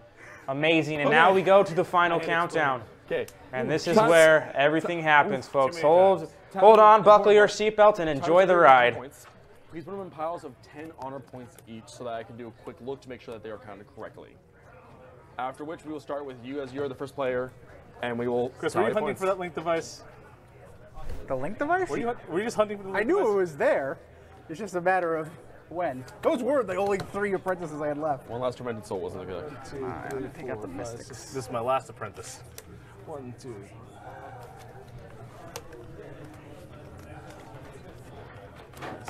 The pressure and tension is building. Who is going to come out on top and find their way to Las Vegas to compete in the Ascension finals? 10. Wow, 10 even. That would be 10. Funny how that works. That'll be 10. 1, 2, 3, 4, 5. Drop card. 1, 2, 3, 4, 5, 6, 7, 8. It's a respectable 80, but I don't think. A respectable 80, which has won multiple regionals so far. 80? Yeah. I think I have 81. 5, 6. Yep. 6. It's 10. 10. All eyes on Chris right now. 10. A spot 81? on to Vegas on the line. 5. Yep. In one of the more impressive Ascension games we've seen all tournament. 2, 2, 1, that's 5. 5. Nevin, Jared, and Chris. Who is going to come out on top? That last turn paid off. Yeah, it did. Yes, it did. I definitely gained more than 20 on that last turn. I think, right? 5, 12. Yeah, I mean, so. So 80, 80, 81, 81, and then 101. I just have to do a quick confirmation. Absolutely. And right now, it looks to be Chris would be the winner with a remarkable 101 I don't honor. want to think about what you. How much did you swing that one turn after if you'd stopped then? We'd have to let the camera go back and see. I don't know. That tablet I of definitely times swung a dawn lot. may be the difference Yeah. in the game. I think I lose if I do that. I think you win. I was already I up. really do think you win if I don't do Yep. that. 101. Ugh, wow. Good game. Unbelievable. Chris, that was an unprecedented amazing last 101 Honestly, honor. That last turn really made you win. So, congratulations, man. You Woo! won Ascension for the regionals. You're on your way to Vegas. In one of the most fascinating games of the entire tournament, not even just Ascension, in one of the most fascinating games of the entire tournament, we see Chris come out with 101 honor to book his trip to Las Vegas. And let's not put down the effort of Nevin and Jared as well. They put up respectable 80 and 81s, which we have seen one tournament regional so far. But right there, we saw the game changer, will have to be a game changer for sure. The Tablet of Times Dawn allows Chris to take another turn, and he said it himself. He probably scored more than 20 points in that last turn. And if you look at the time difference, or the difference between points, 81 to 101, if my math is correct, that is 20 points, and that could be the difference between win right there. Impressive, impressive game by all three players, and at the end of the day, Chris does an amazing job in what was an amazing game of Ascension. Our Twitch followers were saying it. This game was so fast-paced moving. If you're not paying attention to one turn, you may lose out on what you saw. And right there, I turned my head one time, and I missed 5 different things that were played. It was just an amazing thing, and wraps up in an amazing regional here at Hex & Company game in New York City. We said it's a city that never sleeps, and apparently it is the city that allows Ascension to never stop moving. And it was one of the more remarkable games we'll see, and it's going to be fun to see Chris go up against the other competitors in the Las Vegas finals October 28th at the Jubilee Theater for a chance to win up to $10,000 in Ascension and a cash pool of prizes of $250,000. Chris has definitely made his presence known.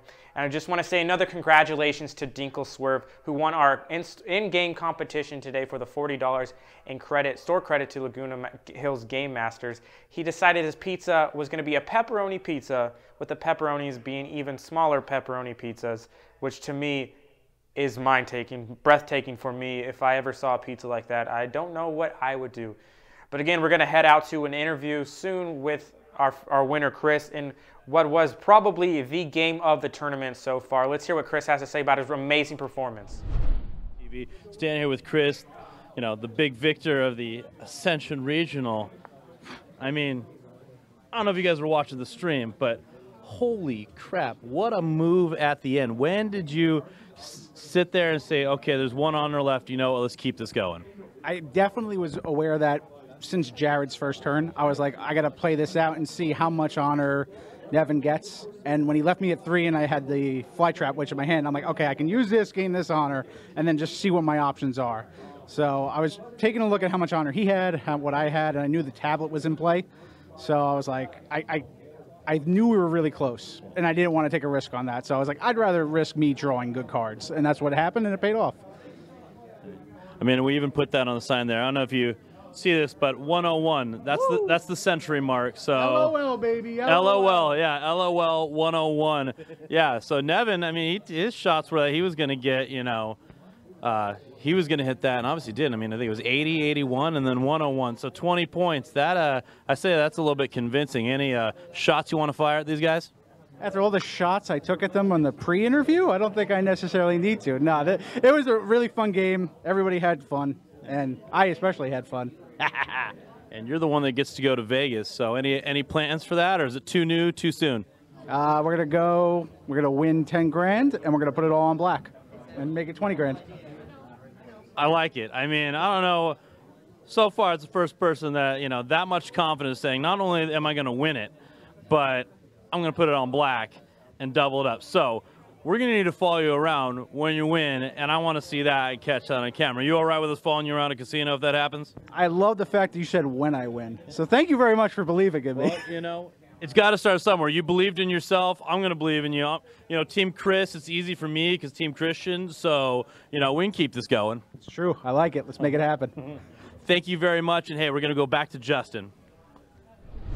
They say the lights are brighter in New York. The confidence is definitely huge for Chris. He's going to take his talents all the way to Las Vegas where he says he's already going to win. I just want to take a special thanks to Hex & Company Games, store owners Greg and Mark. This was an amazing facility, a store that allowed us to go into what turned out to be an unbelievable regional as we move on our way to Las Vegas. We're going to have an interview with them shortly, but I just want to recap that amazing game thrown by Chris. 101 honor right there. Unprecedented for us to see that in a 3-player game of Ascension. He did his best. Confidence already. He's already saying he's going to win and put that on, double it on black. So the confidence is high. Hey, we're in New York City, the city that never sleeps. People famous are here. Chris takes his talents and he said, you know what? This was exactly what I wanted to do and knew exactly what he wanted to do. But again, I want to thank Hex & Company Games. We're going to throw to an interview with the store owners, Greg and Mark, and just want to say thank you for having us. Everyone, again, say here with the owners here at Hex & Co.,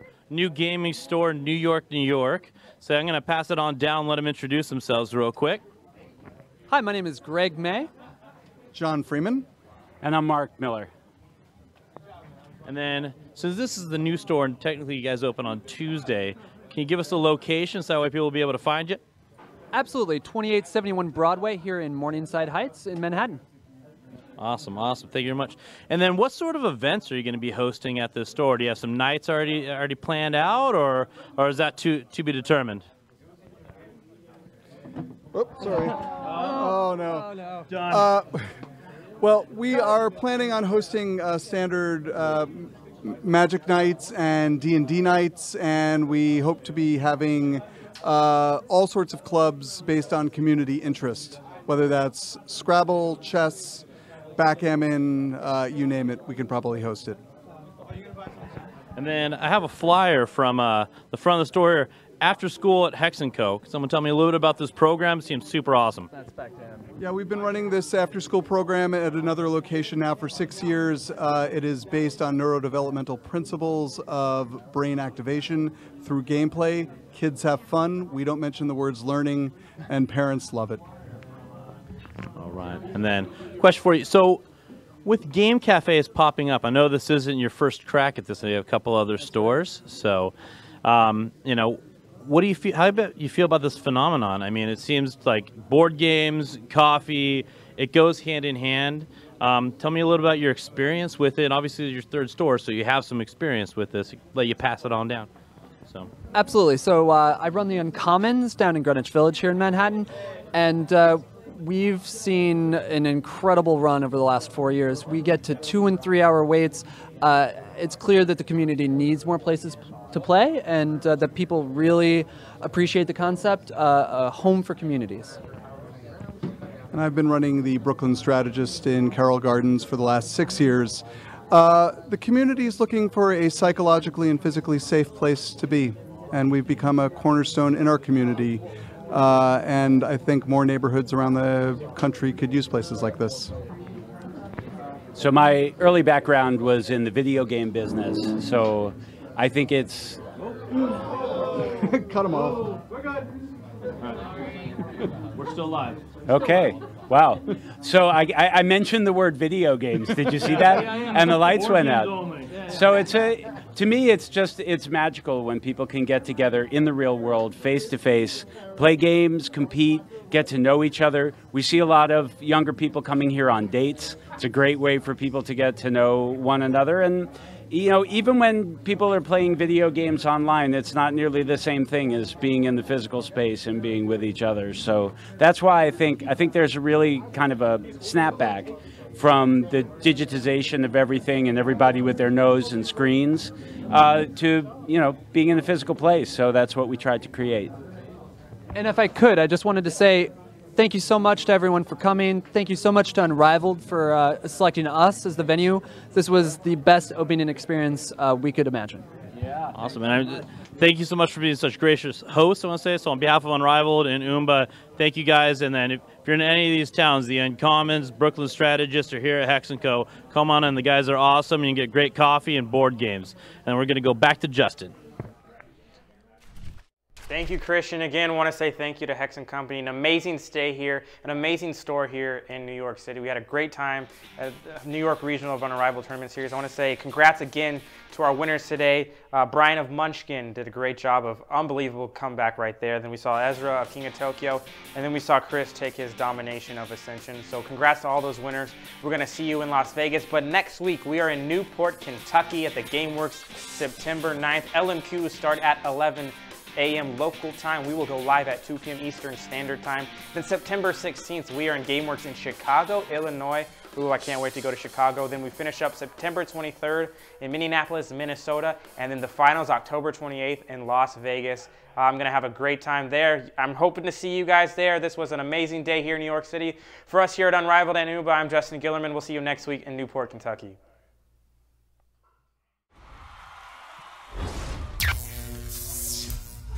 Las Vegas is home to Tabletop Championships in October. The Unrivaled Tournament Series conquers the Strip with hundreds of players competing in 6 games. Ascension, King of Tokyo, Munchkin, Nevermore, Epic Spell Wars 2, and Villagers and Villains. All for the chance to win part of the $250,000 prize pool. It all takes place on October 28th in the Jubilee Theater starting at 5 o'clock. Join us in person or watch us live at oomba.tv and check out unrivaled.com for a full schedule of events. Looking forward to seeing you there.